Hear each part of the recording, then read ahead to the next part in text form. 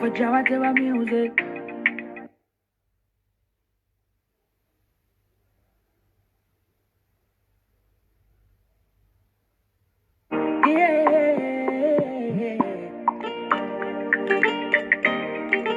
Baby,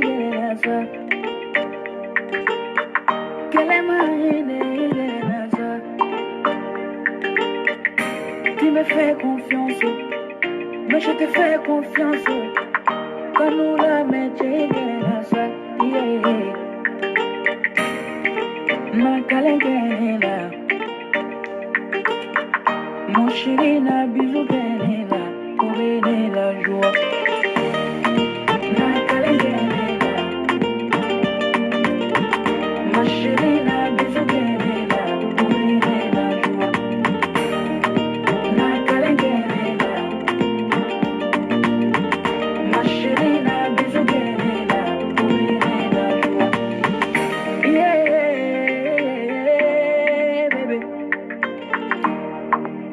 J'ai ma joie de vivre.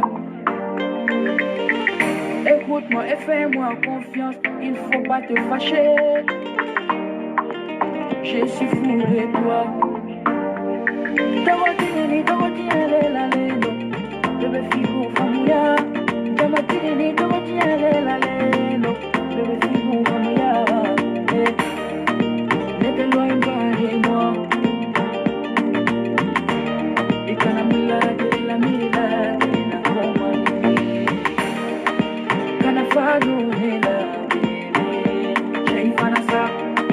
Deception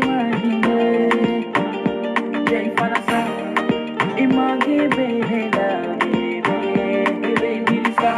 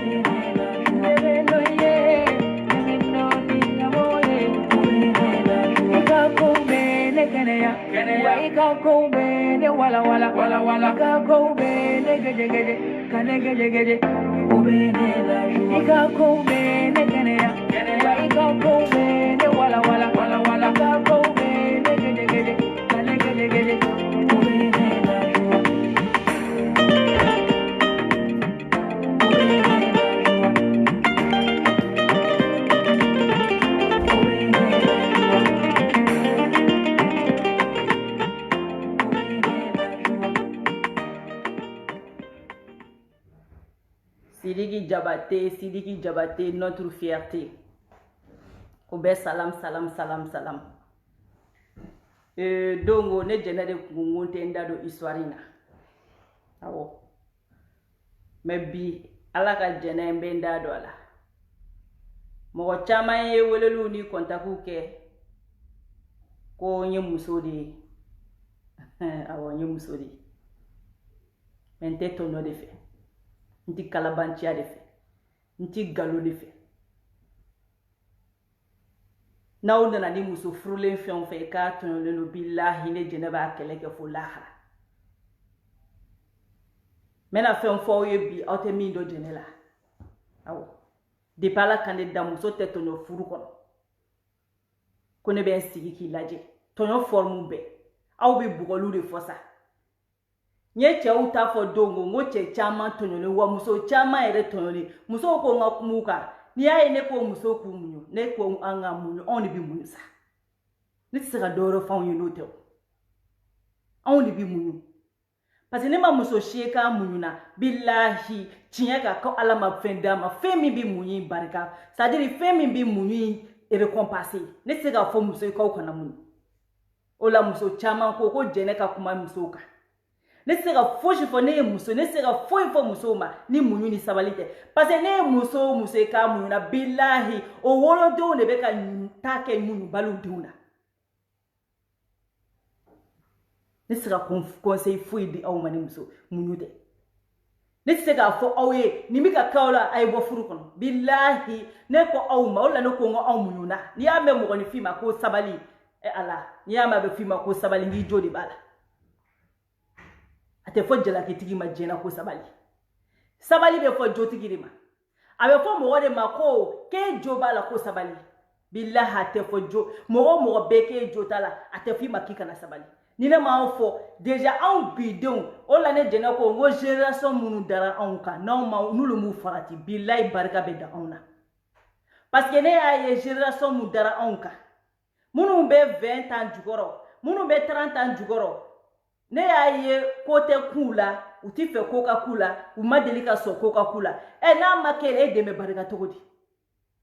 fɔlɔ muso de tun b'i disi gosi ko fo ni ne ma muɲu ka muɲu e wolofa ye n'o sen jɛlen o bolo jɛlen walayi n den e bɛ kɔli tɔw bɛ kɔli yɔrɔ min na ala ka n'i kɔli ye anw baw de tun b'o fɔ biden bɛ se k'o fɔ biden bɛ se k'o fɔ biden bɛ se k'a fɔ ko fo ni ne muɲu ne e cɛ e fa ye biden bɛ se k'o fɔ o de y'a to ne b'a fɔ musow ma a ka muɲu ani k'aw tɔɔrɔlen tɛ aw tɔɲɔlen tɛ c'est pas vrai ne yɛrɛ ye muso ye ne b'a dɔn mun bɛ furu kɔnɔ ne b'a dɔn moi je sais très bien mais o t'a to ne bɛ na ka na n sigi k'a fɔ ayi muso aw kana sɔn nin ka kala aw kana sɔn nin ka kala non n'aw ma sɔn a ka k'aw la aw bɛ denw barikama sɔrɔ cogo di n'aw ma sɔn a ka k'aw la ni diɲɛ ka gɛlɛn cogo min na aw bɛ den sɔrɔ cogo di den min bɛ se ka mɔnɛ bɔ aw la n'aw ma sɔn a ka k'aw la n ko anw baw sɔnna anw baw y'a fɔ minnu yɛrɛ filɛ bi ne y'o de fɔ n ko maa o maa bɛ se ka miliyɔn mɔgɔ ɲɛ a ba ye mɔgɔ o mɔgɔ bɛ se ka 100 mɔgɔ ɲɛ a ba ye a y'a bɛɛ sɛgɛsɛgɛ a ba bɛ muɲu na a bɛɛ sabalila furu kɔnɔ n'anw baw kun ko k'u ti muɲu u ti sabali olu tun bɛ se ka barikaden sɔrɔ jamais jamais de la vie olu tun tɛ barikaden sɔrɔ c'est pour vous dire que muɲu ni sabali ne b'o ɲini an balakaw fɛ muɲu ni sabali ne b'o ɲini an fɛ o t'a yira k'a fɔ k'an tɔɔrɔlen tɛ o t'a yira k'a fɔ k'an tɔɲɔlen tɛ non non non c'est faux c'est loin de là donc ni ma kuma musow kan a tɛ komi ɲɛ tɛ musow ka tɔɲɔ la mais toujours ne b'a fɔ musow ye an ka muɲu an ka sabali toujours anw de bɛ kɛ muɲubaga ye parce que n'i y'i ba ɲɛgɛnɛ kɛla i bɛ taa bokɛla ta cɛ bɛɛ de ye kelen ye ni min m'a masɔrɔ dɔrɔn o m'a masɔrɔ de sinon cɛ bɛɛ 80% bɛɛ ye kelen ni min m'a ɲɛ sɔrɔ muso min o m'a ɲɛ sɔrɔ de c'est pour vous dire que ne se ka foyi fɔ musow ye ni sabali ni muɲu tɛ mais o t'a yira k'a fɔ ko musow tɔɲɔlen tɛ o t'a yira k'a fɔ ko musow fɛnɛ tɛ i ka tɔɲɔ min bɛ k'i la furu kɔnɔ dɛ n'i sera k'o de muɲu dɛ don dɔ la de n'i kumara bilayi ala b'i kumakan minɛ n'i kumara ala b'i kumakan minɛ mais n ko n bɛ n da don Sidiki ka histoire la mun na ɲɛ bɛ juguya caman la cɛnin kɔ ne yɛrɛ mun filɛ ne ye Sidiki kɛlɛ ne ye Sidiki kɛlɛ politiki sira fɛ a y'a cɔn ka dɔ bloqué a kana na ne ka sujet perturbé yan quoi ne ye Sidiki kɛlɛ politiki sira fɛ ne ye Sidiki kɛlɛ politiki sira fɛ parce que n ko a taara wari minɛ i bɛ ka dɛmɛ o ye politiki côté mais na an nana sira ɲuman kan Sidiki ye an ka fierté de Sidiki ɲɔgɔnna tɛ Afrique jeune si la donc nye ko in analyser ne te bonno le fene te bo pete pete mbora don fola mna ngonte parti pris mbe kuma généralement sisa musomanu be chogo mna ngombe kumuka menye sigi meka ko ni analyser kata ka ko ni analyser kata zone domburu chama ne be ko ina qui colle pas du tout yoro depuis nga premier boli ngoko chama be ko ina qui colle pas du tout asaka famu wa famu chogo eretala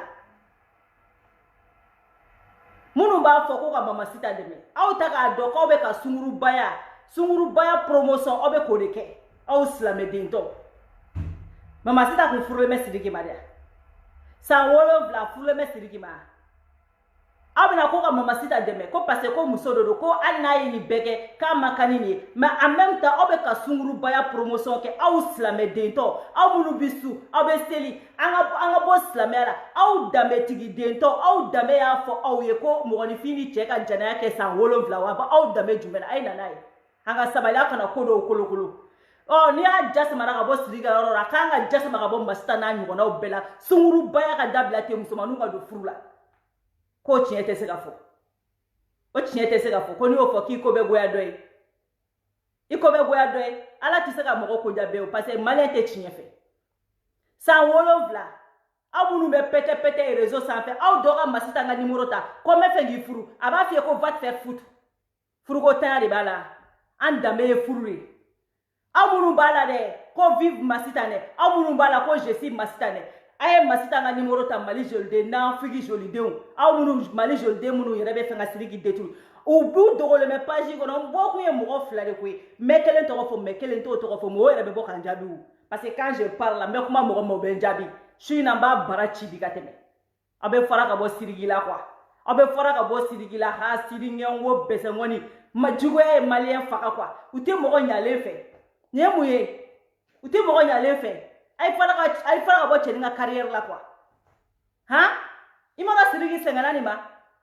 sirigi ya ka dongli da malien te kini ya la me kiti kashi sirigi tara ka be musique ke ay toro mi soro musique la kanyani mu soro musique la ki toro ko foka ke fe cheni kele fe wakatuna o ba ka 6 tan flala o le ka ko deme abikla kana cheni deturi abolo kele tigelelo o ma bo ay nyani sugu beke ala nana ke ala maligira ala ya bolo kele boala ala nana sanga dama ka dalwa dama gonina bolo tantu ti sega mike ni melaka ni mboke ala be goni fo na sei ha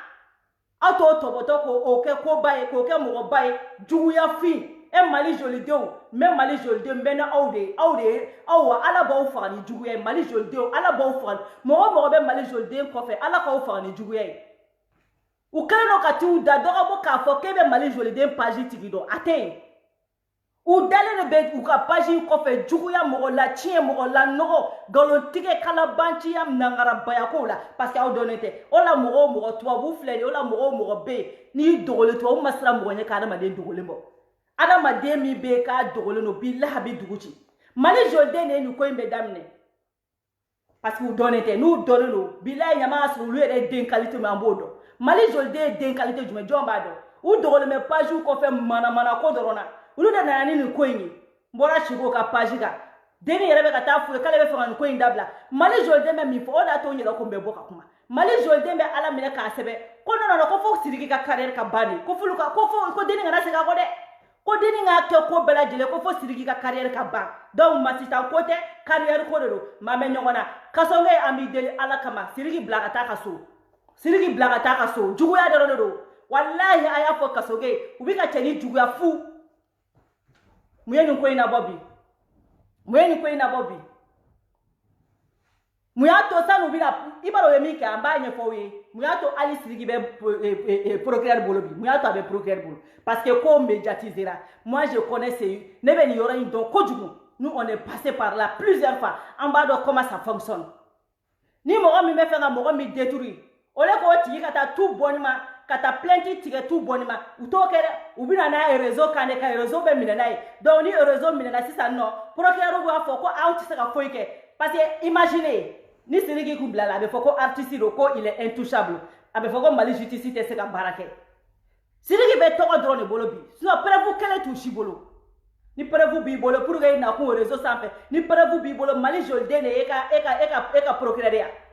mali jolde ne eka sogeya preuve be e masita mbolo e mata police la e mata fashi e be ti da page la ngolo do ko fe kati i se ngana kati i se ngana begalo kala banchi account abegalo kala banchi account dama dinda kono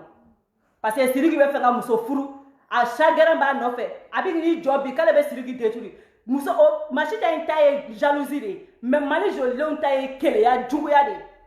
masita taye kele ya de parce que elle veut pas que sirigi ka marié a te fe sirigi ka muso de furu sirigi kunga mariage de bina ke horonde e be bo jeli no fe ni na folote ati jo anga do fo nyogo yana ko amuru ya pa amuru de da ni amuru do ni furu ko da ça dire ni amuru do aya fo masita ka ba furu sirigi kunga nga furu de masita be jalousie de la sirigi ta ale furu wate muso were furu ale ta yore awulila no mirina de ne yere muso mba kalama awulila no mirina de kawuli no ngani ya juguya de katase mali joldoma comme olu te dola mo ta chike ko bite mali joldo e ka mo la yele sanfe olu be mo la jigi de la ola ma page fo isoro ka te page ta ko di mali joldema donc mali jolde fena bi to aka page ko fe ka be siriki deturi ola ita sigo ka page ka akele me ka sebe ko no ko deni ngana se ka ko de ko fu ka siriki ka carrière deturi pourquoi ba foko ka carrière détruit aw be se ka sirigi ka carrière détruit sirigi bolo be ala bolo aw ti se ali demi taw yaw ti se sirigi be bona wa me kila ka ta ka ke sambala nyo sunguru bashi te sirigi détruit ya no abi blala wo abiki bla vidman na domne imini wara ka taw nyoko ya no ko sirigi le mauvais ou imani wara ka taw ngora ko il est mauvais ou quand tu prends son l'argent là ka via ka villa kono ka via ka katikatu kono ka iPhone mine imani wala kata on na réseau sanfe iki wala kata le bwandala ante mo shi deme ya no o mana ko te passer ya no o muso manunga mana ko te passer ya na toro ko mana ko ke vous restez là-bas na on na réseau ka chijala ndi amba fo yem ante mo shi deme ya no o ye mu mana ko yi ate deme ya no a chonga do bloquer sunguru banunu bu bafurema à l'âge de 16 ans, 17 ans, sans diplôme, ou farkolo luka diplômé, ou bu ba furuma ku ba fembema. Kato sirigi bolo che jonjoli, masita nga boni kurade ki jo, ko kale to sirigi ka kanuna, ko ale madani chawere kana nai. Shujala. Ha? Amesa ka sirigi to au bolo to godi. O mana kola. Ha? Anga fierté. Anga chiefo nyogo yana. Ni sirigi ya muso maltraité, amse ko famuya. Muso mi yere kone me sirigi fe na o maltraité amse ko famuya. Mais ele te mo nyana ma yere. Ini chenjol jol bebo. Idrisi konu ko ka page kan bi. Yere dabe ka fo kitara shi do fe ko do fe che saba shukele. Abe jeni che saba shukele. O den kalito binu jo andala kangulu deme. O ko ko dignité tarami. Au ka dambe tarami. Ni mali dambe ya. Ati jo anga dome ya. Abe ka kokolo ka kokolo ke ka anga jamana labo. Fantaya banka, janaya banka, halaki banka, au ni ala na la kracha, ako ala ka hereke male togodi. Janaya mbeke male kona teke ali kafuri dugu kono. Ako ko ala ka hereke male togodi. Ni islame dugu ali sankuti na anfe, sankuti na. Sa mesaka na togodi ka demsanu beto janaya la. A 16 ans, demsanu bebe janaya damne de pas 16 ans. U bekelo no kata appartement ta chobe doninga bola, au ni ala na la kracha. Ko islame dugu. O dugu sa me na togodi. Sa me na togodi. Ate keleke ka demsanu bo kolangolo na fabina o joandala de je suis Masita, tu es une femme. Ate boandala. Est-ce que Masita elle était mariée? Elle était mariée wa? Pourquoi on fait un janaya kolokolo jamana kono? Donc Masita me soutenu. Dovere beta sunguru baya wareke ka di joandala sangolo bla ko fe. Amo fele soutenu. Ok mo mu jamana qualité. Ametami. Furubali ya ndamewa. Au chamunu bala ko je suis Masita. Awa masita ka numero ta ka ba furu aya ka numero ta ka ba furu na matega wa flala chaw nyakono na ma ufle na nyekere abe furu ko ta ya de bala pourquoi il veut pas se marier pourquoi elle veut marier coûte avec Sirigi mais Sirigi tara ka ba Sirigi tara va se marier Sirigi kumra muso de furu donc ale te fait Sirigi ka muso furu du coup ala mine kata mali joldo contacter mais elle est wakati muna boloka na ke scandale fitini ne quoi sauf que mo woro munu be jaja mo woro sigile maka Sirigi makono oh Sirigi ni ala yi bonna yi re kangi tafani na fandoza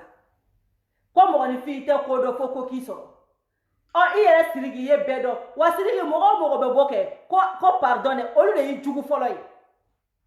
ne y'a fɛn o fɛn kɛ mɔgɔ bɔra ko pardon a Masita dɛ olu de ye jugu yɛrɛ Sidiki mɔgɔ a artiste fɛn o fɛn vidéo kɛ ko je soutiens ko pardon a Masita dɛ olu de ye jugu fɔlɔ ye parce que olu de y'i kungo yɛrɛ bɛ gɛlɛya Sidiki bɛ ka ɲininka beji kɔnɔna la Sidiki bɛ k'a fɔ k'a ma deli ka deni bugɔ aw artiste bɛ ka bɔ tellement que malien bɛ sira fanga ɲɛ i bɛ malien ye pata mais ala kama kana bila garadavi la tile kelen a bɛ bɔ seli kulusi la mais n'i ye malien ye dabara bayɛlɛ i b'a fɔ ko ayi ko fanga ko malien bɛ jɔ fanga ɲɛ mais ka malien bila garadavi la u ma panique foyi la k'u ɲɛna ko Sidiki donnen filɛ kaso la nin ye wa olu de bɔra pata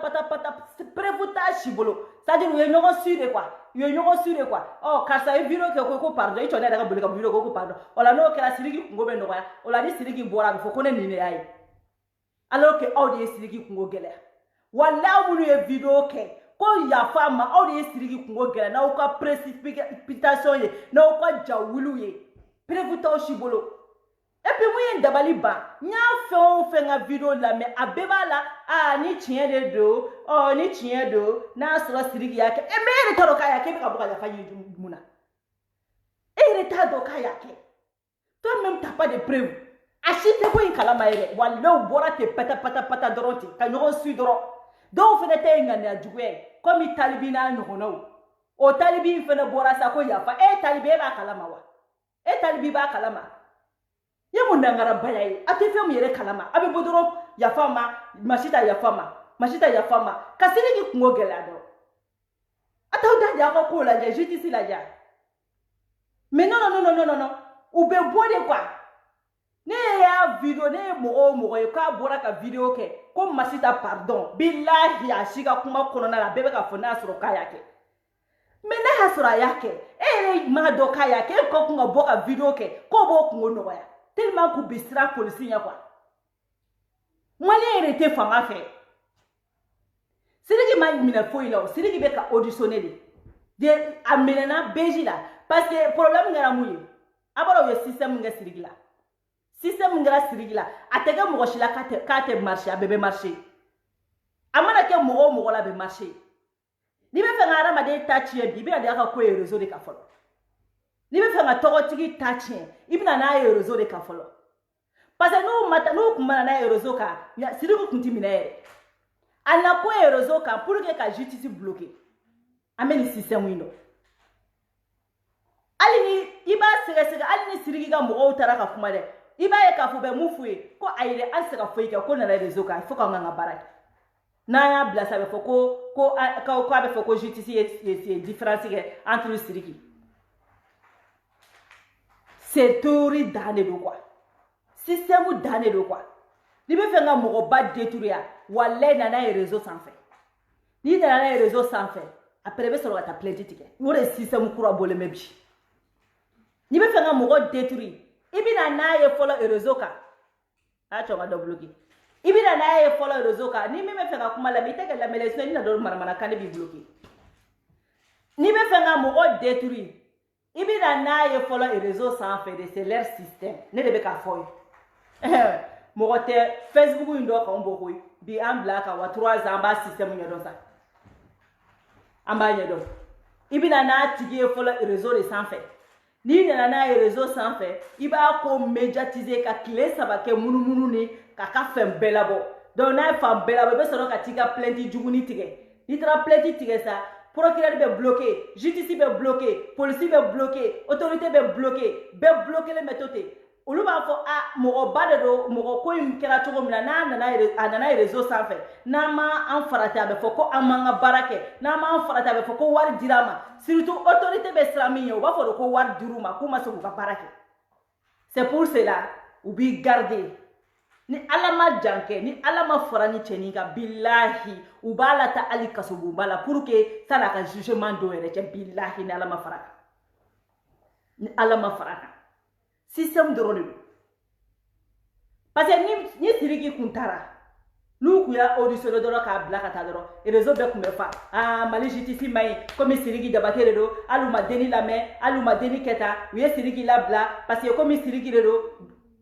donc pour éviter ça u bi cɛnin garder pour taa jusqu'à ce que je vais calmer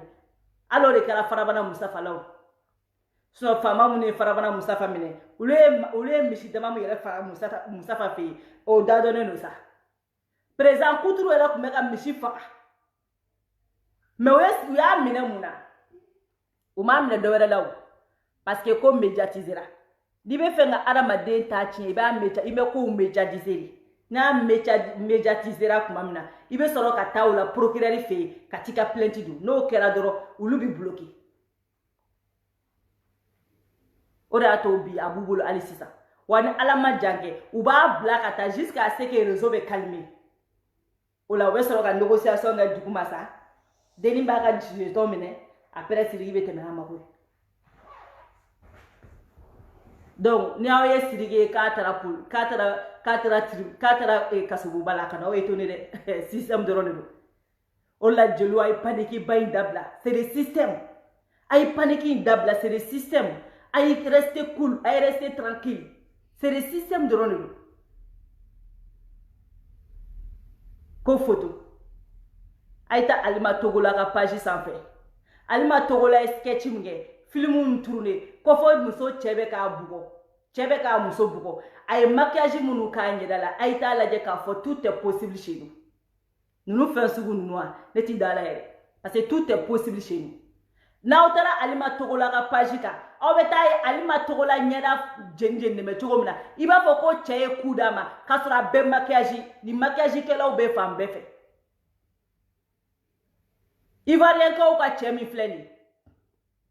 Ivarien ko ka chemi fle aita alima togola ka page sans fait alima togola e chatiri min bo ka atara ka maquillage ka nyela cheya bugo a wulele ki sigi ni ya nyede ba fako adama de nya bugo ka sa be maquillage billahi alla sa mo mali musomani bi shige janayala abe furu domina abe ta fendo ka la 3 jours na yo ka la ba ire sere ka kla ka feri do place ni chesera ma jelibe ba foka soraso billahi musomanu meni bege mali kono bi ebeti ibugo ka sake muso sorola so ka soro billahi aworo wakala ka chani shie bakili mais furu ni furu do sera abe alamina ka taga maison voir uba sere ka kla ka produit do udama uba sere ka fendo plus do ulado do mi shuebe samade abe jelibe shurufe ere ba foko ay ko muso sorola so ka soro aworo wakala mena amba benye do sa ngomba benye do ay uba beke bi ware aw man ke koy sadiri aw munu na ran ko fere lebe ni system nyedo billahi ni forane jenayana ko e ko tani ko e ko ti magola ko system dona kaba ko ni ga maraji ga kibi jani ga maraji serata kibi ta ko plus lobe kiba ladu ko shufe ko jelibe shuru ko fo nalo mabenye na ba ko ha o ya soro ko tiena mena mo be plan mo ka muso bo mu yanse dia du ko lo ka ngo muso di anse a aba muso fonde ha mai wadana ma ha dawlati danna munu buku ujo ko ni fide de fide hey fembe be education no bolo ni ne demi go kitene ka kuma lame kibeti tuku kamelengoro ko kane abandon ko kamelengoro bi wulu kolo dasi fenga kuma jena basegi chega kuma abi wulu kolo goshi ki boni samarai ne ite donné fine hey ngoko be principe di wallahi ne bi ladi meni la jarabi kera malangolo yayi oh itene faki no fere wa itene imile no fe wa amalo amana ko kilometer ake mais il faut être droit mon parent ku meteni ibi wolo de ladi ka fe hey na ko atala me na mi tala me billahi ya beshita ne tala me de on de ma fana bala me beshita ne tala me alo jorotene la munu ba fore ide o mi bola dona fe hey ne ben don la mo chogomina no education be ko fe fem kan ka yula jinatike ko fe nu o be ko fe nu yu pampalakata palakata ko bita tugu kamele ngoro ko mu ibe tu vas assumer o sera ka bobela tu vas assumer o mana ko te passer ka dukono o mana ko te passer ka dukono ayi ne ne don de ni mana ko ta kibo de kiga jinatige ni ne iladi ni ma me billahi bi mu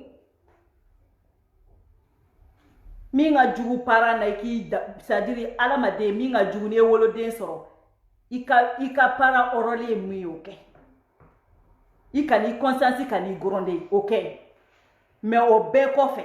ko if I denga banga ere don ka banke don fo min kada ale ni ka to okay kibe kla ka ne tore no fe aish o dente wolo jinya kono kibe ne tore no fe aish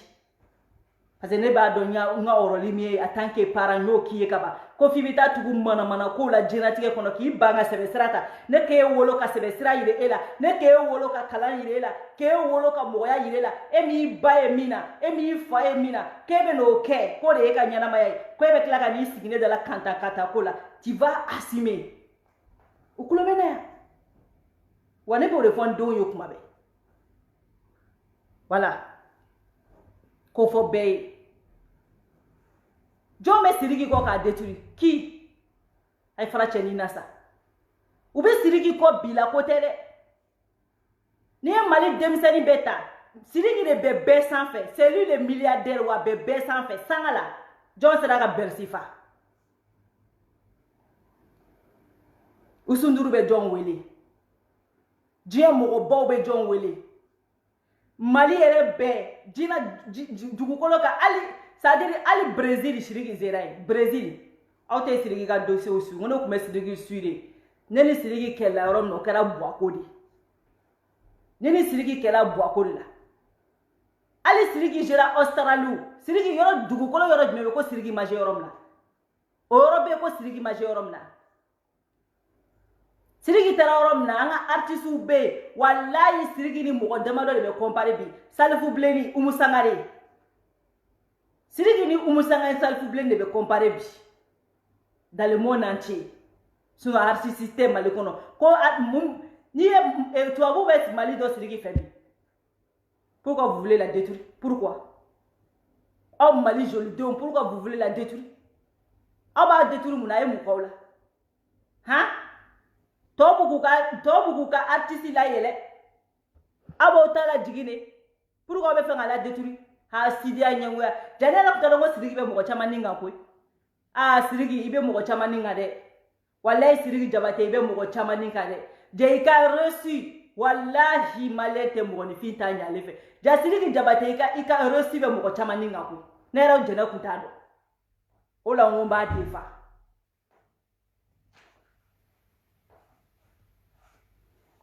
sirigi be mo chama ninga wa chama meka bo pete ali sirigi ka samana songo ka chanu yere ka fili sadiru ka garde Europe be ne ba do yere sigile ko hotel nu ngono kulbe kuma sirigi ma kaso ali sirigi yo lulu yere wole bi ka be musoko ko yere la hotel ba yere ha o yere bi sirigi ka be kuma sirigi ka affaire la ale yere mi ka yere furuche la quoi laisse tomber quoi sadiru le atongo ndabali bana quoi comment on peut être méchant comme ça kombe ameka masita deme ya fo fe ka be ka masita de be muso jugu e budon ale ere mi ka chela bilala kananye ala kana fo yisa avocalu be mbula billahi atigis na muso wela avocalu be bia ma ko jene ma nyini fe ala kama kana avocalu nji muntaji ayen wela ka chani plus de 1 heure o chetaro furu ka restaurant badele ga dama malikone restaurant so imanyana bo aye ala mine kana France mais ça na bela France aye bara jugu qualité bela jelege chela foka cheke kungulu toy abena wakati mununa chere kungulu kun chebi to ka kungulu be to ka nyagamini anana kana ya ka bara jugu e che kungulu nyagami che na na e ka bla sokono ayas na muso gen ka toni che sokono ena ka klaki ba chela ka ta kenema atare kenema ka klaka ta nyamugo de konota akela nyamugo de konta comme nationalité be chembolo akela ka segi tuguni kana waso sina muso intara u fasola sina muso ye yanga dele anale ndoro maseka ku parce anana domina ala misra chela kabena anana chu cheka chekele nga ni sina muso bla sokele ngono sina muso ko amakale seka tuni ngono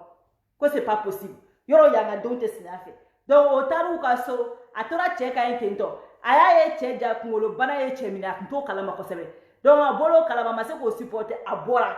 ka taa ɲamɔgɔ den wolo ka tila ka na ka na cɛ forcer ka t'o reconi ale yɛrɛ b'o tribunal la taga la a tɛ bɔ n'a dabaraba den ye k'o fɔ mɔgɔ si ne b'olu de sigilen k'olu bɛ dɔ fɔ sigi olu yɛrɛ y'u bɔ o furucɛw la yan ka taa ɲamɔgɔ denw ta ka n'u ka taa cɛ a taara ni cɛ don min na ko cɛ ka taa den déclarer bilayi cɛ t'a yɛrɛ kalama don c'est pour cela cɛ bɔlen a yɛrɛ kalama cɛ ko k'ale ta tɛ den ye donc obligé u ye k'o ta tribunal la parce que cɛ ko k'ale ta tɛ den ye texte ADN ni fɛnw bɛɛ kan ka kɛ mais ale yɛrɛ bɛ ka bɔ pata i sigilen bɛ hôteliw kɔnɔ ɲamɔgɔ denw b'i bolo m'a fɔ ye ko musolankolon de bɛ bɔ k'u bɛ Sidiki dénigrer parce que u bɛɛ y'a wata ganache kelenw ye wata ganache de bɛ bɔ k'u bɛ wata ganache défend sinon mɔgɔ danbe maa si tɛ bɔ k'i bɛ nin déni défend même si tu es une femme parce que a ka condition t'i permettre fɔlɔ ko danbe b'i la ko musoya danbe b'i la k'i bɛ furu dɔn k'i b'an danbe dɔn k'i bɛ bɔ k'i bɛ nin défend a si tɛ se ka kɛ muso o muso bɛ yen k'a furulen don ko danbe maa don a ye n ka vidéo ta an ka na n ka vidéo signaler et réseau ça dit quoi réseau bɛ mɔnɛ don adamadenw na quoi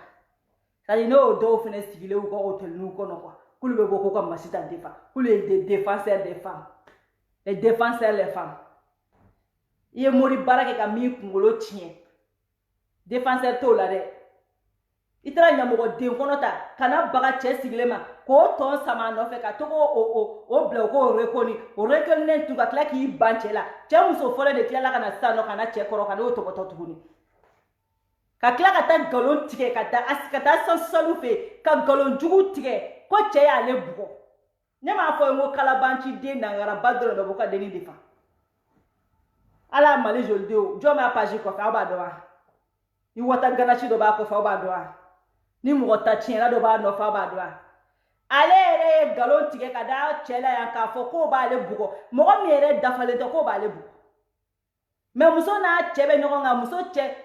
cɛ ma deli ka hali tɛgɛya kelen kan muso la muso in ka kumakan bɛɛ bɛ bilayi min ka kuma la ka ca ni heure kelen a ye dossier in bɛɛ ɲɛfɔ ye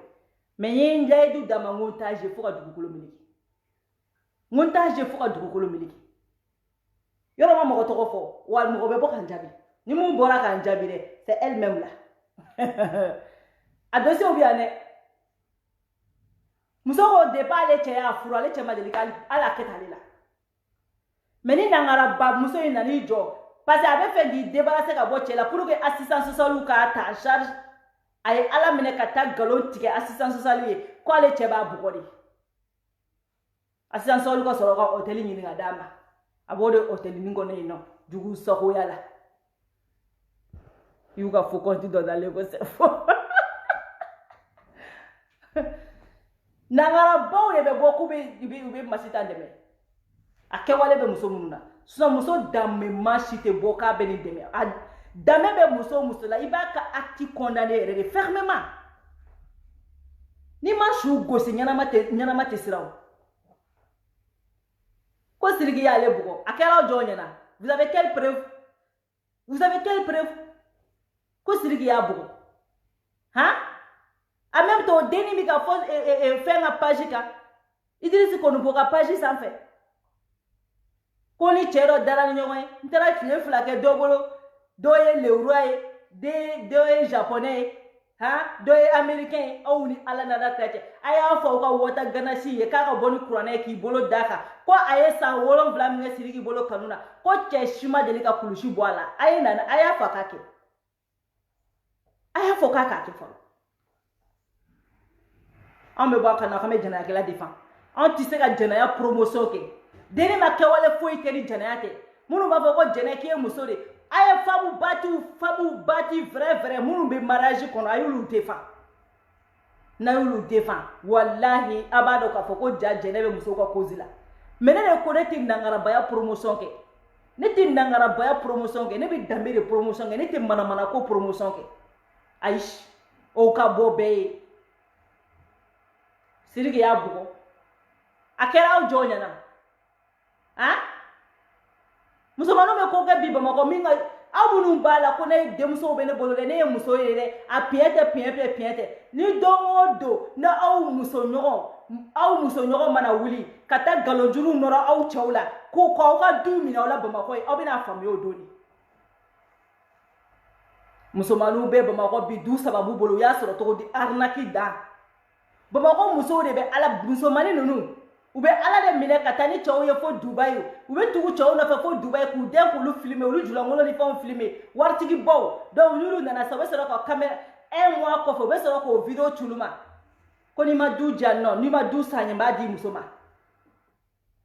Wa fɛn o fɛn bɛ tugu ko i bɛ taa sɔrɔ a bɛɛ kelen bɛ k'i cɛ ka numéro ta. Aw minnu b'a la kɛ k'aw bɛ wata ganasiw ka promotion kɛ n'aw furulen don a y'aw sigi sa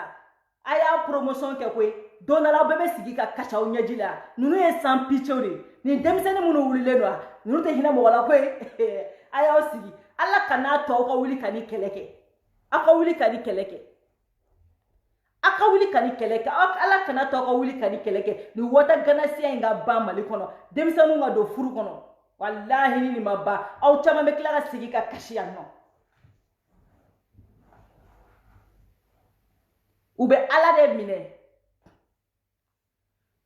de minɛ bi Bamakɔ musomanninw bɛ mun kɛ u bɛ t'u da ni cɛ de n'u y'u da n'o ye kuma min u b'o filmer u b'a kɛ Bamakɔ u b'a kɛ fan bɛɛ. Caméra b'u bolo Zena ayi o tɛ hali Amérique FBI bolo walayi caméra b'u bolo Zena ayi o tɛ hali Bamakɔ sécurité d'État bolo u fan bɛɛ caméra u b'i cɛ filmer de n'u kɛla o filmer la sa i ɲinɛbagatɔ 1 mois yɔrɔ waritigi tɛ sira foyi ɲɛ muso n'u y'o filmer k'o ban tuma min na u bɛ sɔrɔ ka ala de minɛ ka sɔrɔ k'o ni ka sina k'u den ka fankelenni d'i ma ten 1 mois wɛrɛ kɔfɛ u bɛ sɔrɔ k'a f'i ye k'olu mago bɛ nin fɛn in na n'i m'a di k'u b'a yiri muso la wa u b'i kanu don min na u bɛ bɔ n'i ye su min na a bila i kunna o dugusɛjɛ i muso ka numéro b'u bolo dɛ awɔ aw muso minnu sigilen don pɛtɛ yan ko masi t'an dɛ kirikara kiri dɛ bilahi ninnu bɛna aw gosi yan ninnu bɛna bɛɛ gosi da aw kan ninnu bɛna jɔnmu na da aw kan yan o don na aw bɛ sɔrɔ k'a fɔ ko ja k'ala ka masi ta kalitew kɛlɛ u bɛ nin de la aw minnu cɛw bɛ bɔ yan Amérique ni Faransiw ni diɲɛ ɲɛfɛ ka taa Mali kɔnɔ ayi n'u taara u b'u filmer aw ka du aw jɛra ka baara kɛ ɲɔgɔn fɛ ka dumuni min jɔ kɛ don dɔ la a bɛna ye o ni musomaninw b'a minɛ o la a bɛna faamuya parce que u bɛ mun fɔ u b'a fɔ de ko n'i ma nin diya n b'a bila réseau sanfɛ n'i ma nin diya u b'a bila réseau sanfɛ hali a ma mɛn n dɔnbaga dɔ bɛ bi la u y'a kala a y'a fɔ ɲɛna k'ale ko denni ma k'a bila réseau kan k'ale ko a ma k'a bila réseau kan o y'a sɔrɔ a y'ale muso ka numéro ta awɔ k'a dɔ ci muso fɛnɛ ma k'a bila réseau sanfɛ ale fɛnɛ ko k'a bila réseau sanfɛ ala y'o muso kɛ kodɔnna ye o muso wulila k'a cɛ sutura mais hali sini problème donnen filɛ u ka foyer kɔnɔ nin problème donnen filɛ u ka foyer kɔnɔ nin fɔlɔ anw kɔrɔkɛkɔrɔbaw u bɛ t'u ka sunkurutigɛw kɛ n'u se ye mɔbilini min u b'o san muso ye n'u se ye nɔgɔso ye u b'o san ye n'u se ye moto u b'o san ye n'u se ye wari u b'o d'a ma ni min sɔnna ka tugu u b'u ka ja kɛ ka tɛmɛ mais filmeli tun tɛ yen mais bi bi na u b'i filmer de k'a ci i muso ma wa ka tila ka u bɛ min nɔfɛ k'o fɔ k'a da kan n'i m'o kɛ k'u bɛna n'a ye ni réseau kelen sanfɛ ko ka n'a publier n'a publier e cɛ ye waritigi ye o ye mɔgɔba ye o ye mɔgɔ dɔnnen ye e ni ala nana kɛ cɛ e cɛ bɛ musoko la u yɛrɛ u bɛ sɔrɔ k'u ɲɛda ni kasi u bɛ sɔrɔ ka taa fɛnni k'u ɲɛda la quoi fɛnni mun bɛ kɛ ɲɛda la ta ka ɲɛda masquer u bɛ sɔrɔ ka t'o kɛ ɲɛda la k'o masquer ka e ye cɛ julankolo bɛ mɔgɔw bolo yala la ni musomaninw bɛ nin bɛɛ de kɛ mɔgɔw la bi an tɛ wuli ka ni kɛlɛ kɛ fɔlɔ ni o ye danbe an tɛ wuli ka ni kɛlɛ kɛ fɔlɔ i bɛ cɛ caman ye bi Bamakɔ kelenna kuma la a bɛ k'i kɔnɔ ko fa de b'u la fa tɛ dɛ video ni cilen b'a ma a bɛ video cilen b'a ma a taara a b'a fɔ a muso ye cogo min na video cilen b'a ma caméra b'u bolo bi a ka bon hakili ma Bamakɔ musomaninw an bɛ ni kɛlɛ kɛ de ka ni kɛlɛ kɛ de nin ka dabila musow ka furu a ye furu an ka sinaya sama ni ɲɔgɔn cɛ a fɔ la a bɛ kɛ ten de an ka furu ka sinayaw sama an ka siɲɛw ta an ka datigɛdalaw kɛ an ka ɲɔgɔn turu fara an ka ɲɔgɔn fɛn bɛɛ o ka fisa ni video ye dɛ a ye video bɔ a la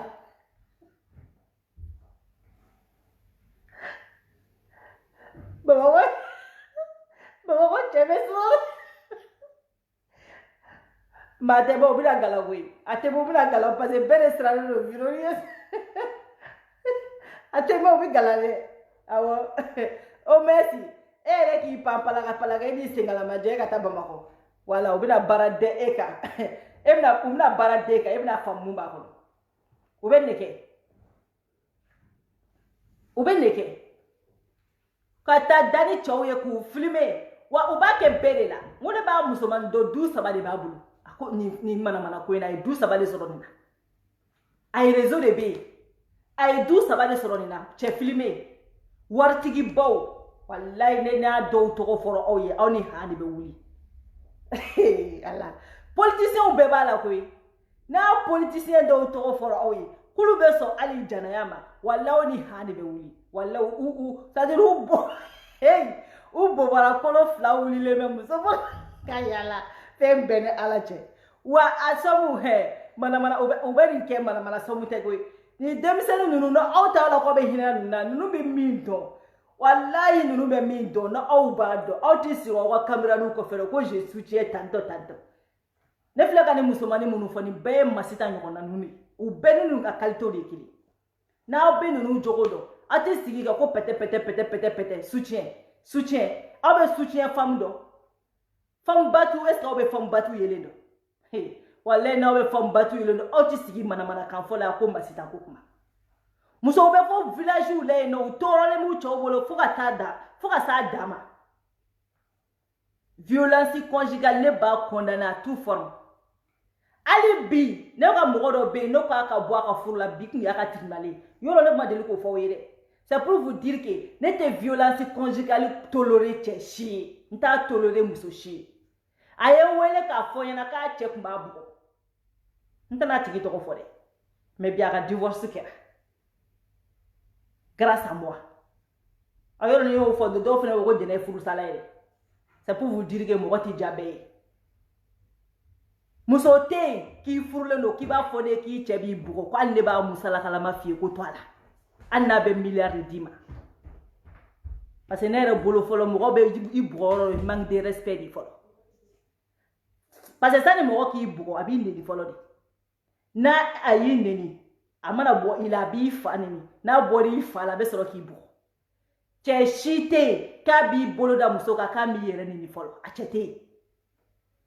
n'a ye e yɛrɛ neni ka fa e neni na tuma min na a bɛ sɔrɔ k'i woloba neni n'a fɔra i woloba la a b'i wolofa ta ka fɔ o la n'a fɔra i mansaw bɛɛ la ka fɔ i kabila bɛɛ la a bɛ sɔrɔ k'i yɛrɛbakun bugɔ fɔlɔ c'est pour cela o la mɔgɔ minnu nana jɛnɛ i ye muso ye jɛnɛ ka n'i kɛ tan c'est à dire ne bɛ yɛlɛlu la de quoi bilahi ne bɛ yɛlɛlu la de n'aw bɛ ne dɔn n'aw bɛ ne dɔn fɛn m'aw n'aw tɛna aw minnu bɛ k'a fɔ kɛ fɛn m'aw tɛ muso batiw soutenir yɛrɛ aw yɛrɛ t'a dɔn ko muso bati ye min ye ne jɛnɛ ye adamaden ye ka bugɔ a 5 minutes a tun bɛ sa kuma man ɲi ka adamaden y'a cɛ y'a bugɔ miniti 5 an ye pompew an ye da de kari ka bɔ a da la pompew nalen pompew ko miniti 5 dɔrɔn ko ni cɛ kun ye miniti 5 kɛ k'a bugɔ ko bilahi a tun bɛ sa mais wali histoire fɔw man ɲi quoi réseau kana kumaw don a man ɲi c'est pour vous dire que j'ai vécu dedans ne yɛrɛ jɛnɛ min filɛ ne kun bɛ bugɔ o mais ne nana ne b'a fɔ bi n tɛ masita soutenir ko n'a kɔrɔ bɛ ɲɔgɔn na dɛ mais ni ne ko mɛ n ka vie fɔ walahi aw caman b'a fɔ ko jɛnɛ ko jaki kun tɔɲɔnen don koyi mais ne nana don min na ka fitinin dɔrɔn fɔ hali sini dɔw b'u sigi ka muge bɔ ne la mun na ne nana n ko mɛ n ta fɔ dɔw ko jɛnɛ kana kuma c'est ta vie privée laisse tomber pied alors que ça pouvait aider d'autres femmes mais vous m'avez interdit de parler ma vie privée ne n ta bɛ to n kɔnɔ k'a muɲu ka taa mais hali sini dɔw bɛ ka ne ni image ni muso furusala langolo image de jɔn b'i to duma na ka bɔ duma na mais ne nana ne ye n ta fɔ fitinin dɔrɔn ma foyi yɛrɛ ne yɛrɛ ma fɛn fɔ yɛrɛ mais dɔw bɛɛ wulila k'i ta fɔ ne ma o don ne ma soutenir bɛɛ fɛ dɛ musow ma ne soutenir dɛ presque bɛɛ yɛrɛ ma ne faamu yɛrɛ hali sini dɔw bɛ k'u mugu kɛ bɔn la réseau sanfɛ ka sɔrɔ ne ye min muɲu wallahi hali ɲɔgɔnna ba kelen tɛ se ka muɲu ne ye n ta daga sɛgɛ bɔ de bugɔli kelen filanan sabanan naaninan ne kɔnɔma falen denmuso fɔlɔ la 8 mois et demi ne ko mankan banna ma tɛmɛ tile dɔgɔkun 3 kan ne jiginna yɔrɔ a tɛ tɛmɛ o kan a don ne ye muru de ta n ko n b'a logo bɔ c'est pour vous dire que ne bɛ femme bâtie n b'a dɔn conséquence n b'a la n b'a dɔn a bɛ se ka wolo fɛn min na ne bɛ nin bɛɛ dɔn mɔgɔ si se ka foyi fɔ ne ye femme bâtie la parce que moi-même j'ai été frappé mais n ko n ti to a la soit a bɛ dabila soit a b'a dabila soit ne yɛrɛ bɛ bɔ au bout de 3-4 fois ne yɛrɛ ye muru de ta n ko n b'a tigi logo bɔ a sɔrɔla ka dabila o la donc ne ti mɔgɔ si se ka foyi fɔ ne ye femme bâtie ko la ne tɛ min dɔn ayi wa ne yɛrɛ ye mɔgɔ ye ka taa Dakar ka b'u da la médecins nalen u ko à 5 minutes de près ni 5 minutes kun ye cɛ ni cɛ kun ye 5 minutes kɛ k'a sɔrɔ a bɛ ka bugɔ k'a kun bɛ sa a dan o ye dɛ mais ne y'o fɔ o tigi ye don min na an bɔra hôpital la an y'a cɛ ka taa n'a ye femme bâtie foyer la u ye foyer ɲini a ye k'a bila ye billahi a y'i to foyer la ka boli ka na cɛ in nɔfɛ ne mun y'a lasigi ka kuma a fɛ k'a fɔ a ye bɔ nin kɔnɔ nin ti vie ye ne ye fɛn o fɛn fɔ a ye a taara bɛɛ fɔ a cɛ ye sufɛ cɛ ye ne wele ko ne mɔgɔ langolo ko ne de bɛ fɛ k'u ka furu sa hɛrɛ dɔgɔyalima tɛ yen n'a ma min da ne kan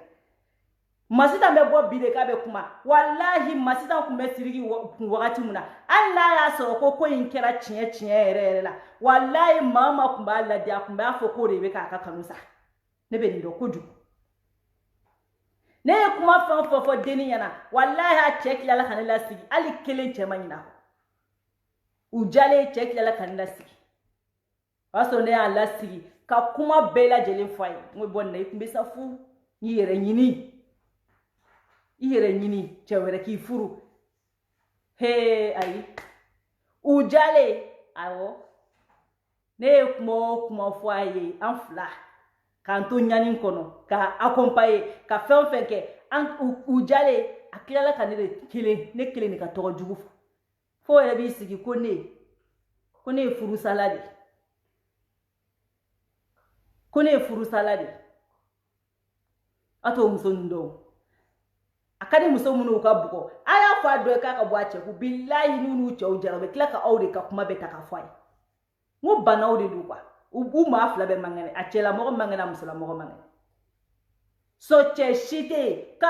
a man di e ye cɛ k'i bugɔ cɛ si tɛ yen k'a b'i bugɔ siɲɛ kelen k'a b'i bugɔ fila k'a b'i bugɔ saba k'a b'i bugɔ naani k'i bɛ t'o furu la cɛ tɛ yen i bɛ fu sira a dan na sa n'i ma fu sira a dan na a ka di i ye de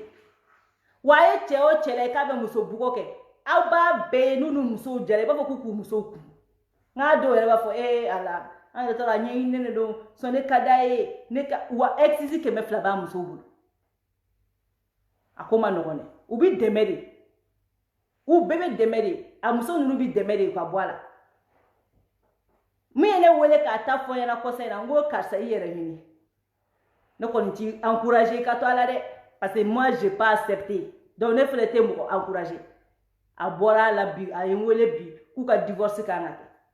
c'est pour vous dire que ne tɛ muso si encourager i ka to furu kɔnɔ i bɛ bugɔ furu min kɔnɔ i bɛ se ka to furu kɔnɔ i bɛ sɛgɛn furu min kɔnɔ mais bugɔli ne yɛrɛ bolo bugɔli ye manque de respect de fɔlɔ cɛ o cɛ b'i bugɔ a t'i bonya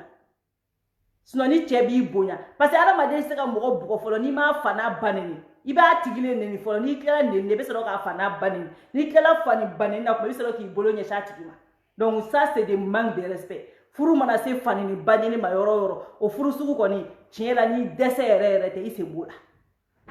c'est pour vous dire que mɔgɔ tɛ femme bâtie ko ninnu ni fɛnw fɔ ne ye sa moi je suis passé par là n passera ye wa n y'a mɔgɔw ye wa n bɛ ka continuer ka mɔgɔw ye mais n ko munna n tɛ Masitan dɛmɛ parce que n tɛ se k'a ka attitude minnu b'u la ka ban furu ma ka t'u da janayaw ni malamana kow la n'u sago ma sɔrɔ ka bɔ pɛtɛ-pɛtɛ nangarabaya kow la k'u bɛna an kunkolow chauffer an ko t'a dɛmɛ o de la e san wolonwula ko sirigi bina muso furu sisan parce que ale tɛ fɛ sirigi ka muso furu o keleya wɔrɔla ale nɔfɛ donc wari tɛ ka sɔrɔ a tɛ condition na bilen foyi la bilen sɛgɛ bɛ ɲini ka na va donc bi de sa a bɛna wuli k'a b'o ko wulandala sinon e bɔra ko n'a sɔrɔ tiɲɛ don parce que fɛn bɛɛ bɛ ka bɔ a si tɛ ka bɔ ni prévu ye ni tiɲɛ yɛrɛ don sa o e ma se k'o publier fan si fo bi de m'o publier mun na c'est du n'importe quoi. Voilà, donc vidéo est déjà vidéo déjà donne comme la fla pour Kouyaté Ba. Donc Kouyaté Ba, alhamdulillah, il est dit que toro sabaka bi d'accord. Donc on a yini fait oui. On a donc Kouyaté Ba ma vidéo jo. Mais je soutiens Sidiki Diabaté parce que ne nyebe Sidiki ga ni ko ina jugu ya chama ba akoro. Mama sita yin ko ni tabe se ka ke keleya oro. Parce que Sidiki Diabaté, il paraît que Sidiki Diabaté doit se marier. Parce que Maman Sita Bolo, quand Sidiki bina aller de furu. Donc Maman Sita a ka ban peu furu ko koni o kuma te blé. Sidiki tina na furu. Donc mais Sidiki détruit choko di. Sidiki ne te, Sidiki ni muso wele tina ke. Mais Sidiki détruit choko di. Maman Sita tabe se ka ke jugu ya te. Anga na nyogo nenge. Parce que peut-être Sidiki ne jera ale ko mama je Sidiki ko. Mama Sita ta ne toke jugu ya foyi jalousie de ablala. Ali Mama Sita jone jene nyokorobi wale ka jo malen do nyokorobi aba fo yo ko jalousie de ne blana sinon akoni tiens la Mama Sita Sidiki ka toro amandai ni sega ebi abi sega ko ni sega Mama Sita ebi abe nyina nuko imbe ko peut-être atale kuma ya fo mali joldo ye ou ya nege ne kube ni ko inge bagabagali ni scandale ye Sidiki dalate mais sauf que ou ye deni nege ni parce que aligné Mama Sita ni ou ka conversation ye shigo ka pajiga ibado ka fo ku ye deni piégé parce que deni kuma be kashibla akuma be kashibla akuma be kashibla peut-être lui a ku monter akuntalo ku imbese ni yorena peut-être elle voulait se venger à Sidiki ka Sidiki toro bo atraka bolota ale Mama Sita me wuli domina ale kuntana ka fo ko Sidiki jugu ka chanta o Mama Sita yera yesade ko jai i ko kiwe mogo mi fere i ka Sidiki de ja jugu ka chawu a jugu ka chani bakele e ala sango kote sai mogo ni fiti jugu do foni ko iso o Sidiki yere i jugu do bisare malikono iya do jaja malen dumbe tugomina ha on e banga tisi bo on e be ka jugu galo tata ka dulate biu blani petini ngosa Uwilila ya no kana Sidiki nana ka nyuma yake iba wani muswe. Iba wani muso gena domina iba wani fe. Sidiki Diabaté e Sidiki de wele. Sidiki kare ale no muso manu bebo fo ko Sidiki kare ale no. Sidiki kare ale no. Sidiki tsaka jugu yake muso la sa. Kala banchi account doron de buda kono. Parce que a be Sidiki ka gokoronu ne ubina doro aw ni ala che do ere tara bla publication na. Ko ale de la ka Sidiki ko ka ana madeta ko bla bure kono. Ko ka musomanta ko bla bore kono kada muka akunde kwa dia muso bebe bola muso miko chemingo ali mati dollar nunu be me bola chemingo dia artiste musomani ba nunu bebe bola chemingo ha na ye korafo iba bako aika kana foli dabla dia be tuabu fam bebe bola chemingo ha Sidiki yara ka wati ka Sidiki ko kunwe mali musomanu yara black Sidiki yere kumbora ya Sidiki kuni yanga dole kumbala Sidiki ni France demseni munu kila nyonga fa ali kunchili daba ha kataka fo Côte d'Ivoire Guinée fambe Sidiki sunguru be jamana be kono no e mo yo ko e monsuru e doro ne sara ka monsuru ya fo e doro ha ali bijou sara ba imbora ndangara boya kan fola e duma deli ka fo ka ye buko e na fola nyogona parce que e ma se ka maîtriser. Toi tu pensais que quand il se maîtriser, mais c'est qu'à Sidiki maîtriser. Et n'angara ba musokoro blale, et fena bini jo. Kebe pata. Ka Mama Sita mbako ko ngana ndado alade, mene ko menda do nade. Ah, ja Sidiki jugu fole e siraire. Ebe boka ya fanyi ni. En plus avec la ki jo mi kerila to, mi tita fomuna. Ashite fe Sidiki ka musofuru. N'angara banu. nangara bamuso folo e bijou siraba ye e bijou siraba depuis 14 ans ni sirigi kera ɲɔgɔn fɛ adela ke bugo a yɛrɛ dabara y'a fɔ era shemu wa maro musa fɛ sirigi ye ni deni wele don na o dugusɛjɛ bɛ u bola ka taa clip kɛ sirigi ala ma fɔ ko ay ko ci tɛ n bolo ala ma fɔ k'a fɔ ko n bɛna taa voyage ala ma gɛlɛya sirigi bolo o clip kɔnɔna la k'ani sirigi tilala ka kɛ ɲɔgɔn fɛ aw ni ala na la kira nin bɛ don adamaden jumɛn kunkolo kɔnɔ cɛ mun ye mɔnsuru ye muso bɛɛ bɛ k'a ɲini k'a n'o ka kɛ ɲɔgɔn fɛ mɔnsuru don mɛ aw bɛɛ bɛ fɛ n'a ka kɛ ɲɔgɔn fɛ a ye taa bijou siraba ka interview mun kɛra RHM wa mara mun fɛ u ka radio site mun bɛ to ka artiste wula na tantɔ a ye taa ka kumaw lamɛn bani bilahi ni y'a ye i b'a dɔn k'a jirabilen bɛ cɛnin na mais a ma se ka Sidiki maîtriser de dɔn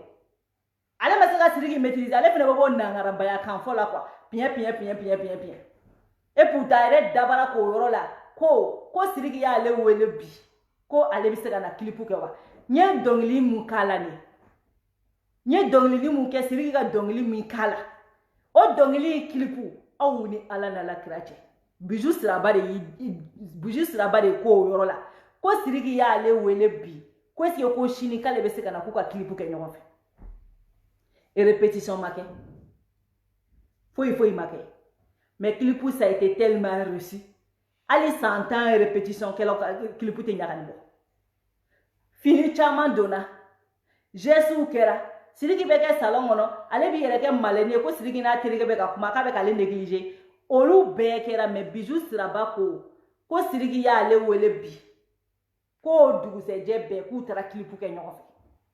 tile kelen répétition aw ni ala na la kira cɛ ale ti dɔnkili in dɔn minnu kan ka kɛ a t'o dɔn fɛn fɛn kan ka kɛ a t'o dɔn ko tile kelen dɔrɔn aw ni ala cɛ n ko nin denmisɛn ninnu bi nkalon tigɛ quoi ne ma nkalon tigɛla ye ka nin denmisɛn ninnu bɔ n k'u b'u ɲɛ waga i ɲɛ la n'u y'u ɲɛ waga i ɲɛ la k'a ci ka taa k'a ci ka yɛlɛ k'a ci ka jigin non laisse tomber quoi aw ni ala na la kira cɛ adamaden ni bɛ clip kɛ nka a bɛ répétition de kɛ aw bɛ répétition de kɛ aw bɛ répétition de kɛ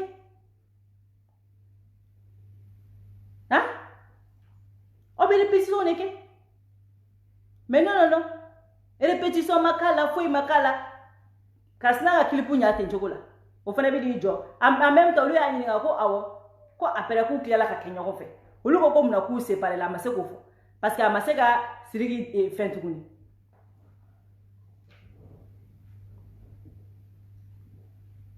mais i mana fɛn o fɛn ɲininka ko preuve b'aw bolo wa ko ayi ko preuve tɛ k'an ye photo min ye a ye photo ye photo yɛrɛ la denni jɔlen yɛrɛ bɛɛ photo yɛrɛ la kun kan ka jɔ de ka kulɔti don k'a jɔ k'a photo ta mais photo la ɲɛda fan dɔ bɔlen don woro dɔ fan dɔ bɔlen don k'a sogolo ɲɔgɔn sanfɛ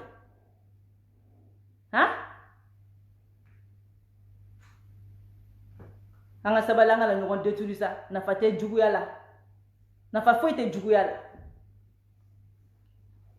aw bɛ Sidiki e keleyara k'a fɔ dɔrɔn ko Sidiki bɛna muso furu e yɛrɛ ye hɔrɔnden ni bi tɛ hɔrɔn ni jeli bɛ furu ɲɔgɔn ma Sidiki ye jeli finfin de ye hali y'a ɲagamini tɛ Sidiki la ni nafolo tɛ hɔrɔnden ka boli ka juru tigɛ jeli nɔfɛ ni nafolo tɛ mun b'o kɛ o yɛrɛ y'an danbe ye fɔlɔ depuis Ala ka diɲɛ dan an danbe la hɔrɔnden tɛ furu jeli ma mais hɔrɔnden bɛ juru tigɛ Sidiki nɔfɛ a hɔrɔnden tɛ yen ko Sidiki b'a fɔ k'a bɛ min furu ko min tun b'a fɔ ko ayi à cause de nafolo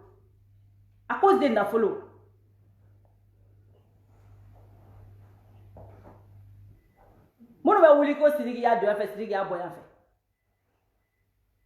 nin bɛ juguya kan parce que cɛnin yɛrɛ silen digilen bɛ mɔgɔ caman na a tun bɛ sunkuru caman tigɛ i bɛ taa sɔrɔ a ye mɔgɔ caman ka go minɛ la ou bien muso caman bɛ a bɔra n'olu ye olu bɛ taa page n'u kere ka na dɔgɔya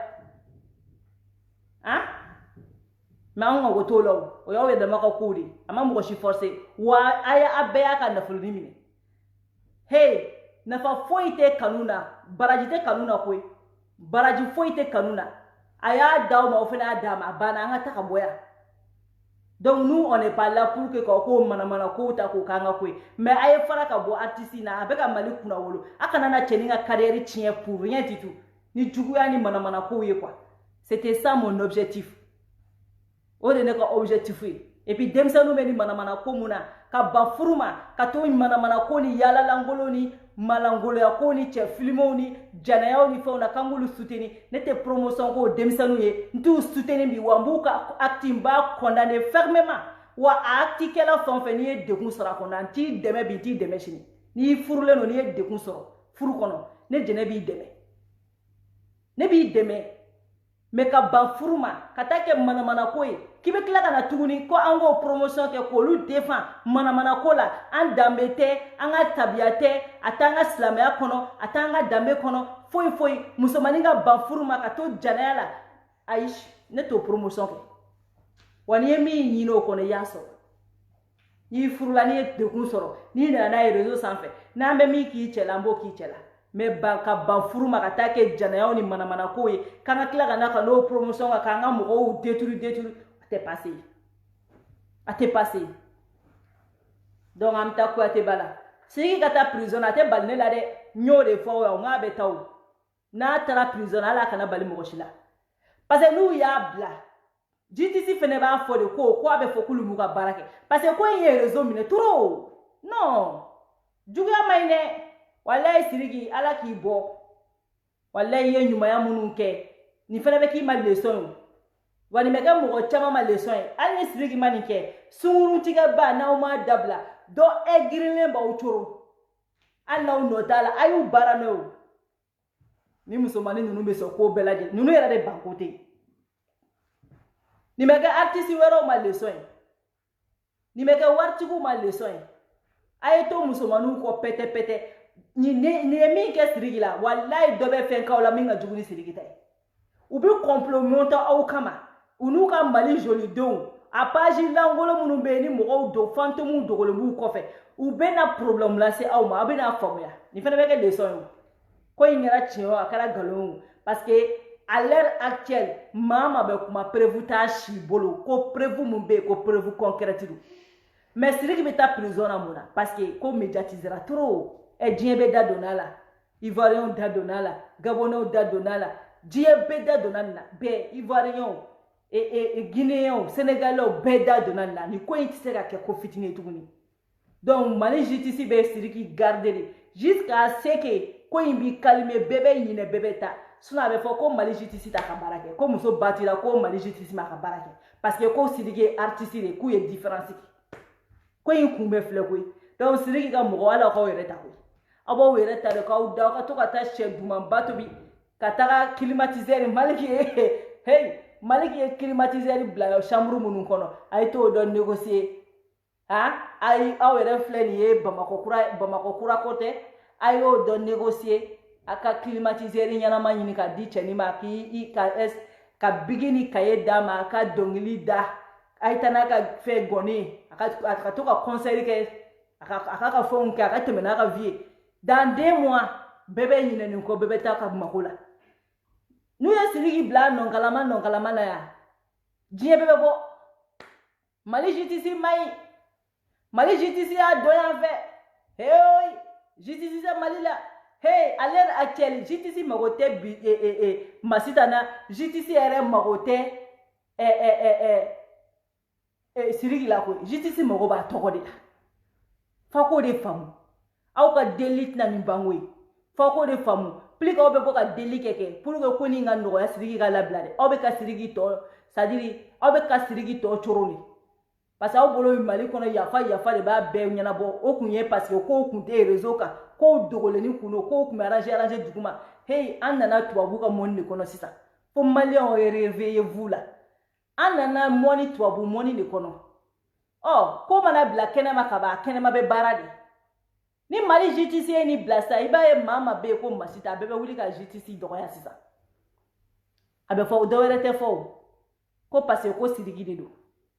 ko mali JTC banaka sirigi mine parce que sirigi de do min kadi sirigi abode ke ikura ke il est intouchable ikura aire ko ba kumola ko ikura ke c'est ça intouchable jalousie denya kando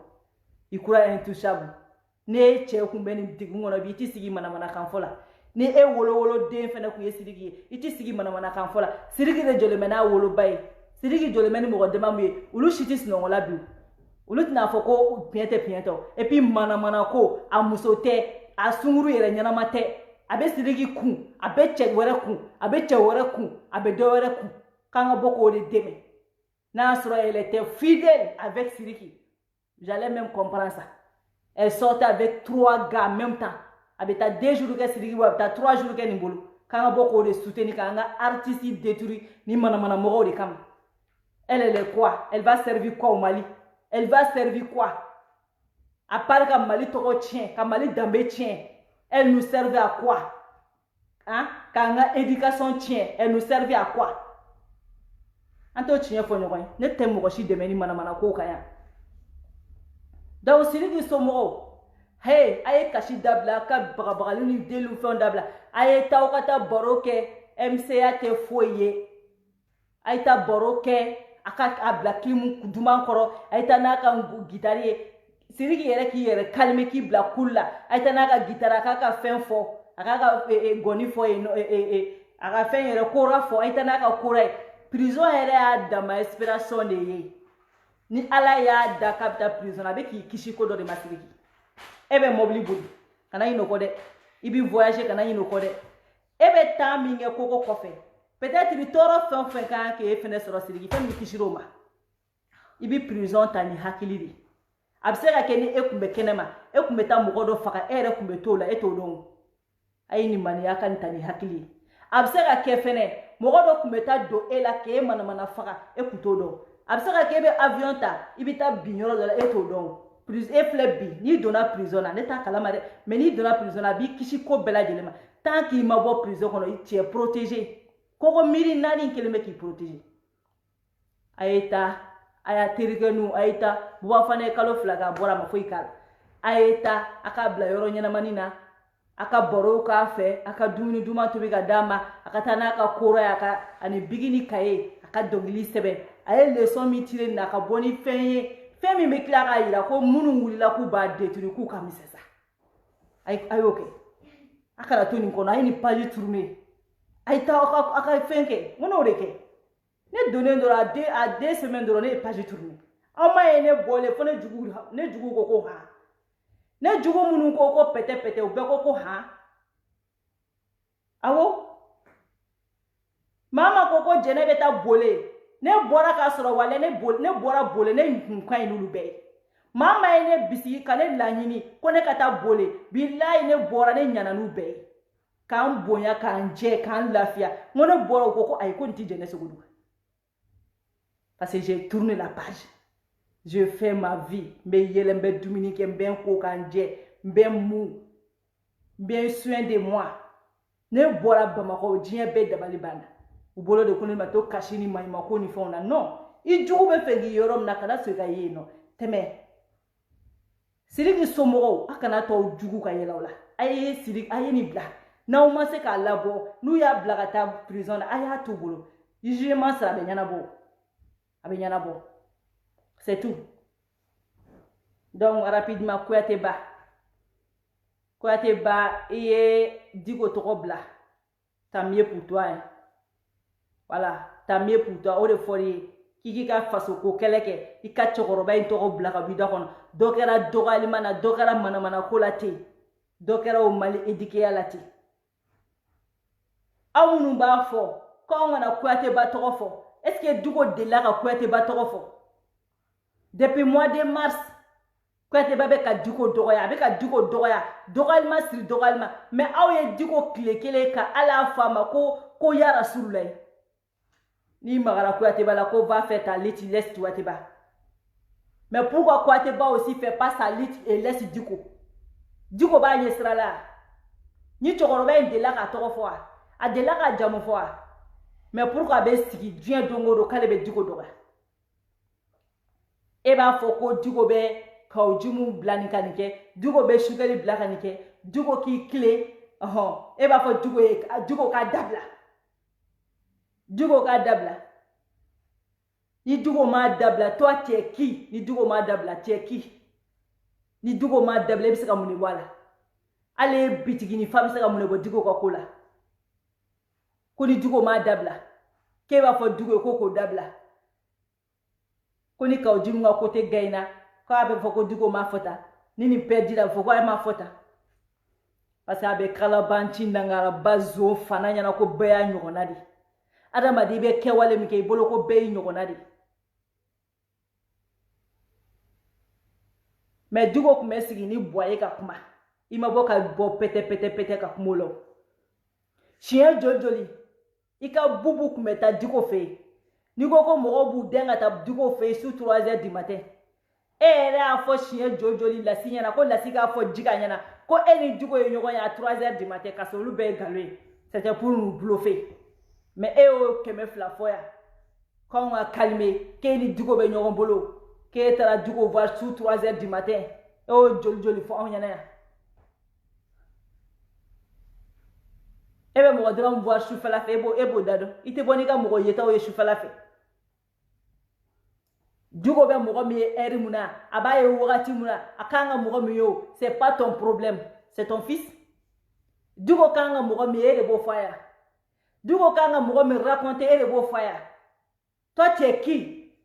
toi tu te permets que e bolo ko e ko be e de kakani ko be ka ke malikono ko ira mo ki daga bo ni daga bo ini munu daga doga inu le bena folo ni daga bo ini munu daga dogone ini da dogo mo le bena folo ni daga bonge i yere tere ki kuru de billahi i ki kuru ki ka bironi ni ka mobile ni ka sijoni ni ka obe fra nyonga abedo ne dabara ngona ya ere ka mise ibi mobile ngono ko fara ika ki ka biro fara ika awo ka kla ki kuru ki blane dakono ko ka kuyate babunya ni yukunye denye e kunga fo Diko makunu ko chinchongoncho e kunga fo ko chinchongoncho et avec ton poignet de 20 personnes là qui peut faire peur à qui des drogueurs fara les nyonga des drogueurs fara les nyonga toi tu penses que avec tes poignets de gens là et bien chigenina depuis banjugu clé et les niga mo nu photo ni be ka yala tento hey depuis banjugu ka wati abeni mana ko de la depuis banwani wati depuis Maliba FM abi sigi dabara baya kan fo ni juin mi kan fo de la wala no kala mo mana kuba attaquer ou be so ko parti nous filmer ko bla depuis e bi chikenina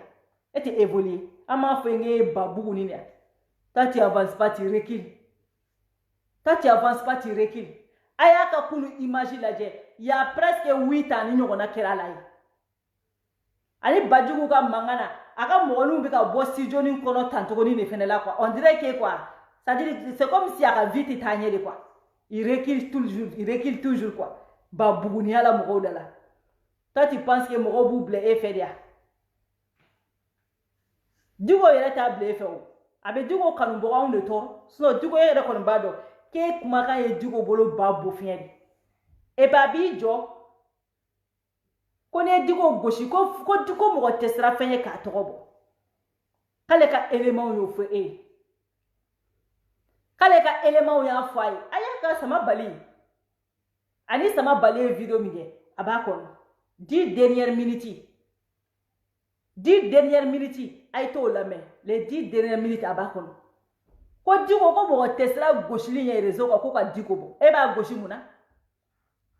awmaya ubesero ku ujo ko on ne mamara kasoro kuyate ba nyogona mora mo mulu bali mawolo kuyate ba mu sa dale sera mo bonya o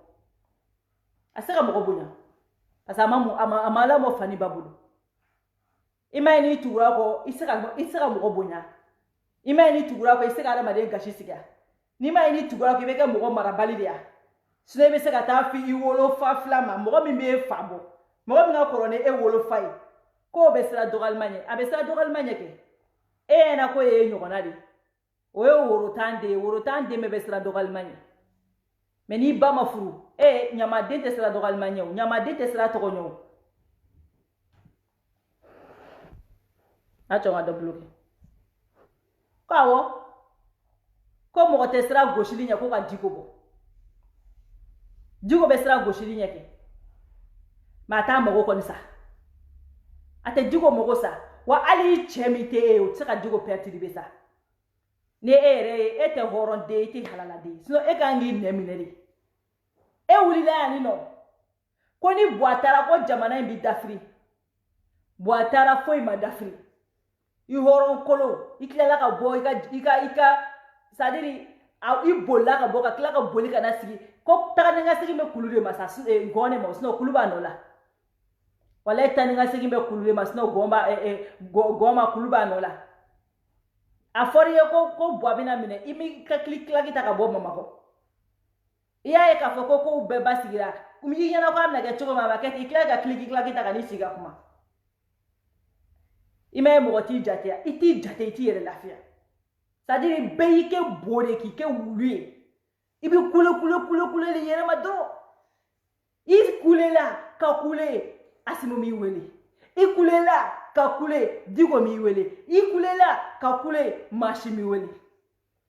débiton de i wele kata jeton du bolo ki ka nduga letrika sans effet hein rebe kuma sans effet hein? Un visionnaire, les gens ils ont dit qu'ils ne veulent pas prendre ces trucs en compte. Un visionnaire, même quoi visionnaire, écoute à fait. Qui peut faire un mille filles, quoi motala. Iti yera donti. Iti yera donti. Ikoko jamana chila. Ibe kafe. Mogo bega wili wakati na kubi jamana chila ge. Ikiala kana kore kaini mali du bolobe. Hein? Oye mu visionnaire. O gene bi wuli kana kele wuli mo fe imade horon kole e katiga 2017 kuma wala me kakila kana ebi kebe ka mo ne ni ibe ka no fe imade horon kole imade dambe time mu quel visionnaire inana ka diko tanuya ko c'est mon père ko c'est mon imam ka diko ka traducteur video jana shukura sino mboje wallahi mboje sirigi ga iswali ye tambeta parce que yera kun sigi kun ba kun ye sirigi de koy parce que ama fon wala fie an ko iki ga dabara baya ko ke parce que ebe fe report sige mo ni funa rebe ni beke ibe waru mine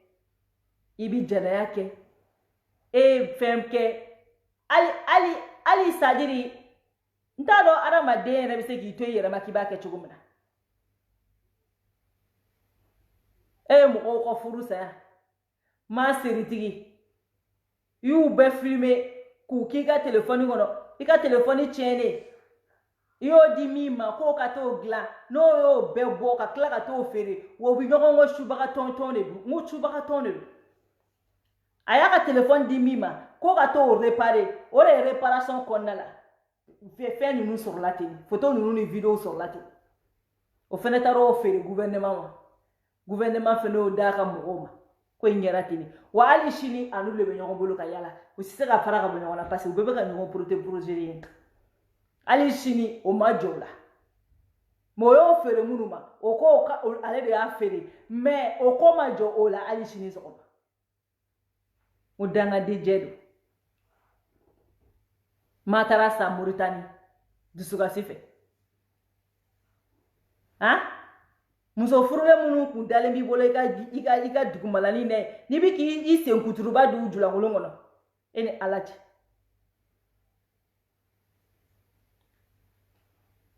ebe se ga kuma ni eti nyama de ebe se ga kuma malao yi suturani bela pour que ga se ga jamana jo hein ne eti nyama de ebe se ga kuma na ikuma kan be fembela jelembe a video be alishini ini ma seritigi hein ali bolongo ni ngolongo to ko nunu abebala montage foite akumbe yere de ku ika telefoni tiene ikoko ka ta réparer ya di mima ko ka ta réparer ore ya fombe samaka wakon asi yuko ndale mbola ma o ikoko alishini ogo kale make hein muso min ngundale ma bolo dugumalena depo photo bora o video bora fo bi amunu aita 2017 la akataka deni na jenaya na deni hando fetuguni deni mayando fetuguni elle était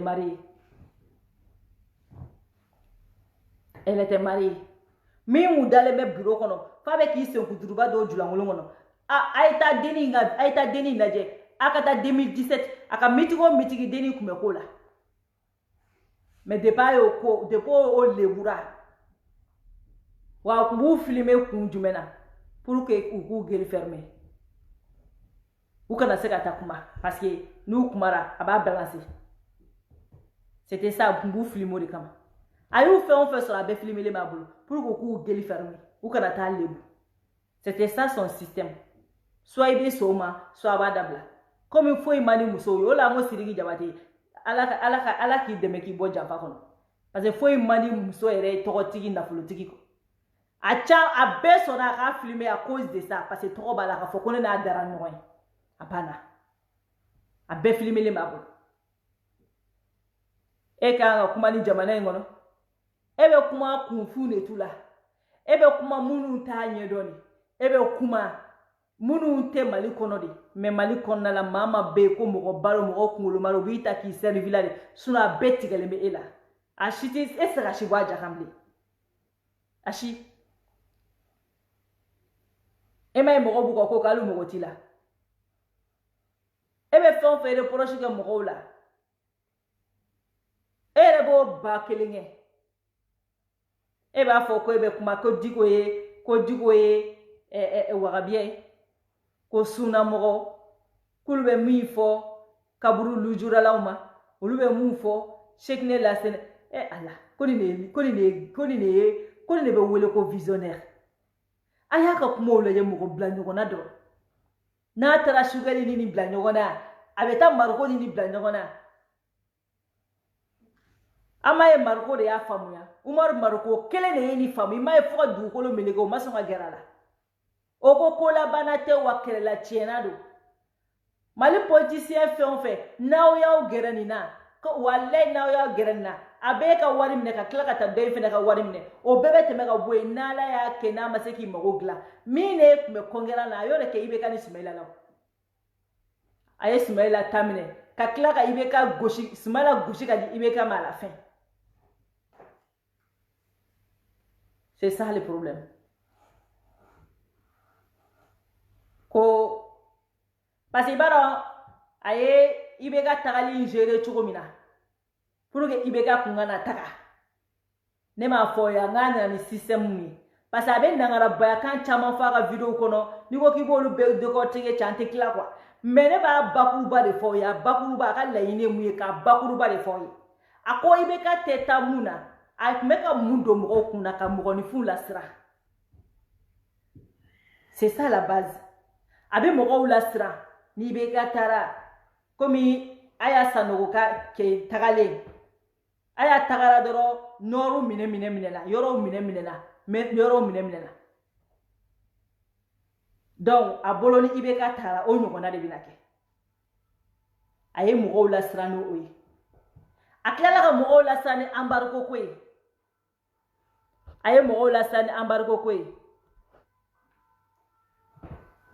a tilala ka mɔgɔw lasira ni marifa donni an fɛ marifa c'est-à-dire kana ni siran ye ka da mɔgɔw kunkolo la pour que mɔgɔw kana IBK gɛn c'était ça son but donc a bɛ kuma fɛn o fɛn fɔ a bɛɛ bɛ munumunu siran kɔnɔ mais laɲini yɛrɛ kun ye mun ye k'aw lasiran aw ka siran aw ja kana jɔ ka IBK lata parce que n'aw ye IBK lata IBK tagali conséquence bɛ wolo fɛn minnu na a kun nana n'o de ka bɛɛ lasiran mais maliyɛn denw ko an bɛ bu dun an bɛ IBK lata o kɛra échec y'a bolo donc a bɛ kuma o kuma fɔ o kɔfɛ t'i mago la a bɛɛ dabɔko kun ye min ye dɔrɔn laɲini kun ye min ye dɔrɔn k'aw faire peur ne ye nin fɔ o y'a daminɛ n ko nin ka kuma bɛ fɛn o fɛn nɔfɛ o ye k'aw lasiran de donc fɛn o fɛn thème fɛn o fɛn bɛna nin siranya ye kuma o kuma bɛ adamaden na paniquer kuma o kuma bɛ adamaden ja siran donc a ka thème bɛ k'o de a ka développement bɛ k'o de a ka fɛn bɛɛ lajɛlen bɛ tourner siran de kɔnɔ n'a kɛra tan nin bɛ kɛ tan n'a kɛra tan nin bɛ kɛ tan comme ça aw bɛɛ bɛ siran pour que k'aw démotiver aw kana wuli ka IBK gɛn c'était ça son objectif parce que argument foyi kun t'a bolo ka IBK dɛmɛ n'o tɛ parce que ale se ka n'a fɔ ko IBK ka ɲi avec tous ces avec ale ye fɛn o fɛn fɔ mɔgɔw ye yɔrɔ c'était très difficile a kana fɔ tugun k'a bɛ kuma wɛrɛ fɔ donc a nana ni système min ye ka mɔgɔw faire peur ka mɔgɔw lasiran donc n'an siranna ibe ka tita amba fo nga ala mine parce que ibe ka tagali be wolo kololo la ala ke ibe ka gena ay fɛn fo ashimake au contraire ali bi anga famaw ye rebelu terroriste bunte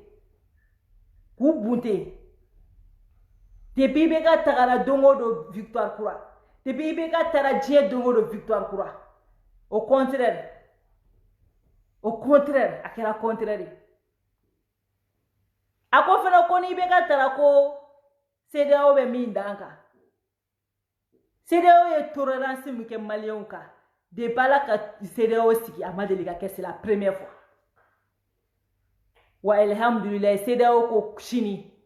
kube embargo wuli ka boy pew embargo nyana ma yere kunte parce que nécessité fura kumbe do pétrole be essence bi do du balo be do fait balo fait essence fait bébé do finu ni fait monuti nécessité o le kuti do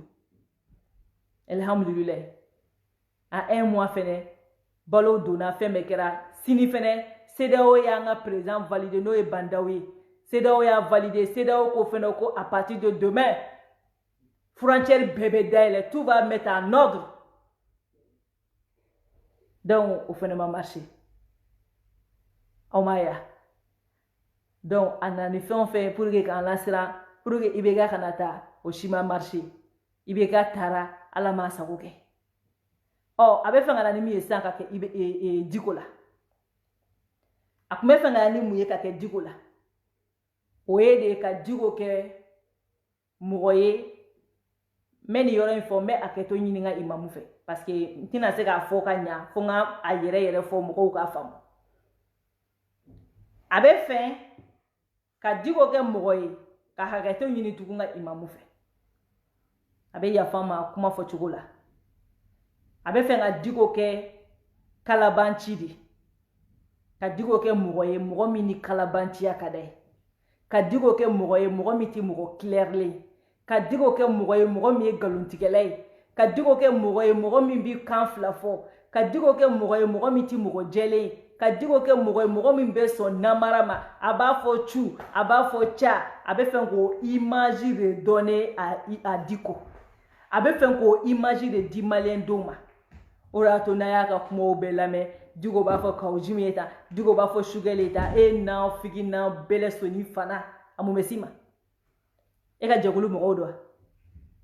ebe dongo ati sigi ka décision langolonta e ka jakulu be dien fantan nani be kuna mais a che kelente be mi yininga hakilina la e bora ka décision ta kete do M5 konona la eni John Kumara personne ma blene nga sigidala imakla ki nyesho mo ko no ko we ay nabo inale imata mo do wele ka no fara farika kinu luga émission ke nyongo fe mais bi iye boda soro ime yere kelente ka siga kene ne mani foyi abe fanga ne image di maleoma khaira maleona obi aw dale meni chokoloba mina ni ntinte mo koy boy aw ta do ne de bado ne horo ye kangi dama mo ko kumala ma fora ki 5 million tamina ali shini sokome mabuka kumukan idaga di walifa odi dala ibe se walifa dogo ya odi la me afora ki yere 5 million tamine ima boko fore idungo ki daga bonne ne ma figi de ima bo alibi ne mo fie ni daga bo ko tu es loyal tu es verdict tapo kumara ko fo ali shini bi ka dabara baya be ma se ki fa kuma bo o me dabara qualité du memewu dabara me se ga wolo fa kuma bo wolo fa do wala ka dabara baya de bibolo ka wolo mo wolo fo e mana fa kebe sugali de e mana fa kebe sugali buruja e mana fa kebe digo buruja oh amunu e digo donye an fele ba fo ko ke 5 million tamine ka to ibe ka kele fene la de ite boko ujabi fa nyana an fa ko ni mokere an fa ko ko albe to na adame awo nous sommes fiers de notre père et nous fiers l'inteni faide parce que ali chini anw bɛ se k'an disi gosi k'e fa ye miliyɔn ta minɛ awɔ e tɛ se k'a fɔ k'anw fa ye wari minɛ dɛ awɔ anw fa bɛ taa mɔgɔw lajɛ k'a ɲa de mais anw fa tɛ taa miliyɔn tan kɔni minɛ e fa taara miliyɔn tan minɛ fo ka tila ka boli ka taa k'a ka portable to tapo y'a fɔ koyi fo bi i dabara in ma se ka bonya ka bɔ k'o kuma fɔ fo bi i da in ka bon cogo min na i ma se ka i da to o kuma la i da ma se k'o kuma fɔ i da bɛ se ka nkalon tigɛ ka da mɔgɔw kɔni faw la awɔ i da bɛ se k'a fɔ ko mɔgɔw faw ye kalabanciw ye mais i yɛrɛ fa ta fɔra mɔgɔw fɛ yan i ma se ka bɔ k'o démenti hali tile kelen mais a cɛ tɛ yen min ko k'i ni Diko ye ɲɔgɔn ye k'i ye miliyɔn 1 kuru k'a don a bolo kɔnɔ a tɛ yen ko Diko ye M5 bolo ta ko ka taa Kati tu as quelle preuve CEDEAO na o na Diko tun tɛ ɲɔgɔn ye a kelen ya parce que Diko ye autorité morale ye kana n'o kɛ comme c'est quelque chose qui est louche non CEDEAO kun na o na k'a bɛ kuma M5 fɛ a kun bɛ Diko ta part parce que Diko n'est pas un politicien mais Diko min bɛ k'a faso kɔnɔ a tɛ jɛn n'a ye sa ayi sa fo dɔw de ka kuma sa ala tɛ se ka bɛɛ k'e ɲɔgɔnna ta tiɲɛni ye sa ala tɛ se ka bɛɛ k'e ɲɔgɔnna danbe feerela ye sa e bolo ko wari de b'a bɛɛ ɲɛnabɔ non dɔw ko k'u faso alhamdulilayi rabbil alamina ala ye Diko to an bolo ni bɛɛ kun kɛra e ɲɔgɔnna ye jama ɲama kun bɛ i bɛ ka sɔrɔ an dala mɔgɔ tɔɲɔ la Diko ni i bɛ ka ye ɲɔgɔn ye joli i ma bɔ k'o nangarabadenya kan fɔ dɛ i m'o kuma o don dɛ wa ni M5 ye ɲɔgɔn ye wa ni ani CNSP ye ɲɔgɔn ye n'o ma bɛn mɔgɔ min ma i t'i ka nationalité falen Diko ye kalabanci an b'a fɛ ten Diko bɛ nɛn 300 fɔ an b'a fɛ ten e min tɛ nɛn 200 bɔ an t'i fɛ wa i t'i mago ɲa i t'i foyi ye ten devenu poubelle wa i b'i si kɛ bo fara la ne m'a fɔ ye ko danbe tɛ nin na e m'a ye kunu ko arasi Asimi ko arasi Asimi Allah hein non je suis fier de moi wallahi je suis fier de moi nin kun tɛ se ka kɛ ka ne to nin kɔ sa ayi ka wuli yan kalo 2 ou kalo 4 yɛrɛ ka mɔgɔw buruja ko IBK k'e tɛ coup d'état kɛlaw dɛmɛ e t'a don yan fɛ e t'a bɔ yan fɛ principe de bɛ ne la e sera ka t'i ka san 10 principe ta ka baara kɛ bi kalo 2 principe e dɛsɛra k'o ta ka baara kɛ san 10 depuis 2012 san 7 ou san 8 k'e ye coup d'état condamné k'e tɛ fara coup d'état kɛlaw kan kalo 2 e ko k'e tɛ coup d'état kɛla dɛmɛ après 2 mois e nan'i jigi ko arasi Asimi ko Asimi ko Asimi ka d'ale trop hein wa an bɛ Asimi soutenir jamais vidéo in jɔ n'a ma vidéo in jɔ non mɔgɔ bɛ kuma fɔ sini sɔgɔma su kora mɔgɔw kan k'u da ciw bɛ hein alhamdulilayi bienvenue ne b'a fɔ a ye ko na fara bɔnkɔ in mɔgɔw kan a y'o leçon mɛn koyi mais min kun ka gɛlɛn ne ma i kana fara anw kan a tɛ foyi tiɲɛ ne ye au contraire a b'a yira k'a fɔ anw ye halaladenw de anw ko dɔrɔn i kana Diko de dɔgɔya moi même ne ka problème bɛ yen dɔrɔn la ni min ka di ye politicien ni min ka di i ko kɛ politicien ye c'est pas notre problème mais i b'anw ka cɛkɔrɔba to yen de sa n'i kun ye den ye kunu maga la n'i kun ye den ye kunu k'i dalen b'i fa n'i ba sinji la e kun ka maga Diko la kunu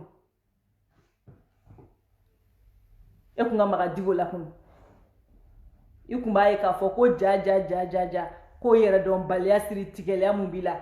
ko ja k'an kun b'a sama ka b'i ɲɛ kɔnɔ kangari mun dari ye y'a mɛn o kangari min dari ye y'a mɛn cɔ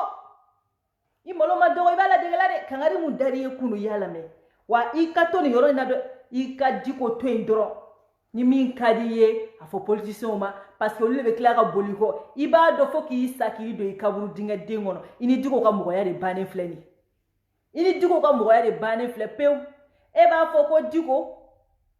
ko wayi ko Diko bɛ siran gosili ɲɛ n'i ye den ya gosi n'i y'a gosi i b'a dɔn k'a fɔ ko i kelen da ma bon n'i ye Diko gosi an b'i gosi fo lahara hali kɔnɔ tɛ wuli ka bɔ a fanga wa ka t'i ju gosi f'i ka yɔrɔnin na yen nɔ e Kuyate b'a kɔnɔ k'i ju gosi f'i ka yɔrɔnin na yen hali kɔnɔ tɛ wuli ka bɔ a fanga i ka poignée de personnes ninnu ils vont faire à personne ils vont pas faire à personne e yɛrɛ kɔni b'o dɔn e ka poignée nin bɛ jɔ Diko ka jama kɔrɔ ni Diko ka jama déléguera don o don k'u bɛ t'e kama ale n'i ka poignée tɛ sɔn ka jɔ yɛrɛ mana mɔgɔ yɛrɛ t'u bila aw fɛ yɛrɛ kan mɔgɔ yɛrɛ t'u bila aw fɛ Diko kana dɔgɔ i fɛ dɔrɔn o de ka daga di la dɔrɔn n'i ye Diko dɔgɔya i bɛna sigi ni min i bɛ wuli n'o ye sinon le reste là c'est pas notre problème n'a y'i ja bɔ i ka fɛn o ka di i da y'a fɔ politiciens ma parce que olu de bɛ tila ka boli ko nangarabaya kow la yen nɔ parce que o t'anw ka sira ye i kɔni b'a dɔn fo ka t'i sa i ni Diko tɛ kɛ ɲɔgɔn ka mɔgɔ e b'a fɔ ko Cheickine Lassana Kane ko Diko t'o fɛ i ma a bɛ fɛ ka jogo jugu bɛɛ de ta ka da Diko la quoi ko Cheickine Lassana Kane ko ni Diko tɛ tagabolo kelen ko mun b'a to Diko bɛ gɛrɛ o la o kɔrɔ b'a yira k'a fɔ Diko tɛ mɔgɔ jɛlen hali Diko tɛ adamaden fɛ a bɛ gɛrɛ la i ma dɔn e ye mɔgɔ dangabagatɔ ye Diko bɛ gɛrɛ diɲɛ bɛɛ la tagabolo tɛ Diko la Diko ko Ala Diko ko kira tagabolo foyi tɛ Diko la ni Ala ni kira tɛ ni bɛn tɛ so Diko ni chrétiens ka di ni musulmans ye e t'o kalama n'i ye chrétien di Diko ma bi a bɛ tanu ni mun don ka taa d'ale musulmans kan foyi tɛ Diko bɛ bɛn de fɛ o la e m'a mɛn ko les sages très éclairés les sages est très éclairés Diko y'o de voilà Diko y'o de Diko ni buye man di ya bɛɛ t'a dɔn k'a fɔ ko Cheickine kalanden ni wagabiya tɛ se ka bɛn mais mun ya Diko n'u bɛɛ ka di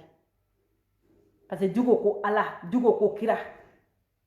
voilà o nanfigidenya ko ninnu o tɛ passe yan e de bɛ se ka cɛkɔrɔba k'a ye k'i sigi ka cɛkɔrɔbaw bila ɲɔgɔn na ko Diko c'est comme si Diko tagabolo ni ninnu si tagabolo tɛ kelen donc n'i y'a ye Diko ni ninnu bɛ gɛrɛ ɲɔgɔn na o kɔrɔ ko Diko ye nafigi de a ka kuma bɛ nin kan maliyɛn den bɛ tigɛlen e la maliyɛn den bɛ i tuye kɔfɛ k'e fana bɛ kuma mɔgɔw ma hɔrɔnkolon i k'i ka nangarabayakanw fɔ i m'a fɔ ko arasi asimiya i bɛ dɔ wɛrɛ fɛ mun tɛ nin si ye o e de m'a fɔ ko ni Diko ko ni IBK taara ko Mali bɛ bin e de m'o fɔ an ɲɛna yan ja Mali ma bin koyi jugu sago bilalen alhamdulilayi cɛ i bienvenue Asimu ka aran na an ka aran i bienvenue e k'a ye a IBK kɛlɛ a kɛlen ka tugu IBK kɔ IBK ka mɔgɔw bɔra ka nin kelen de fɔ Buwafanaw bɔra ka nin kelen de fɔ Baba Kamaraw bɔra ka nin kelen de fɔ ko kɔrɔ ko bienvenue i nana anw fana kɛlɛ k'i ti fara anw kan bi anw fana bɛ ka f'i ma ko bienvenue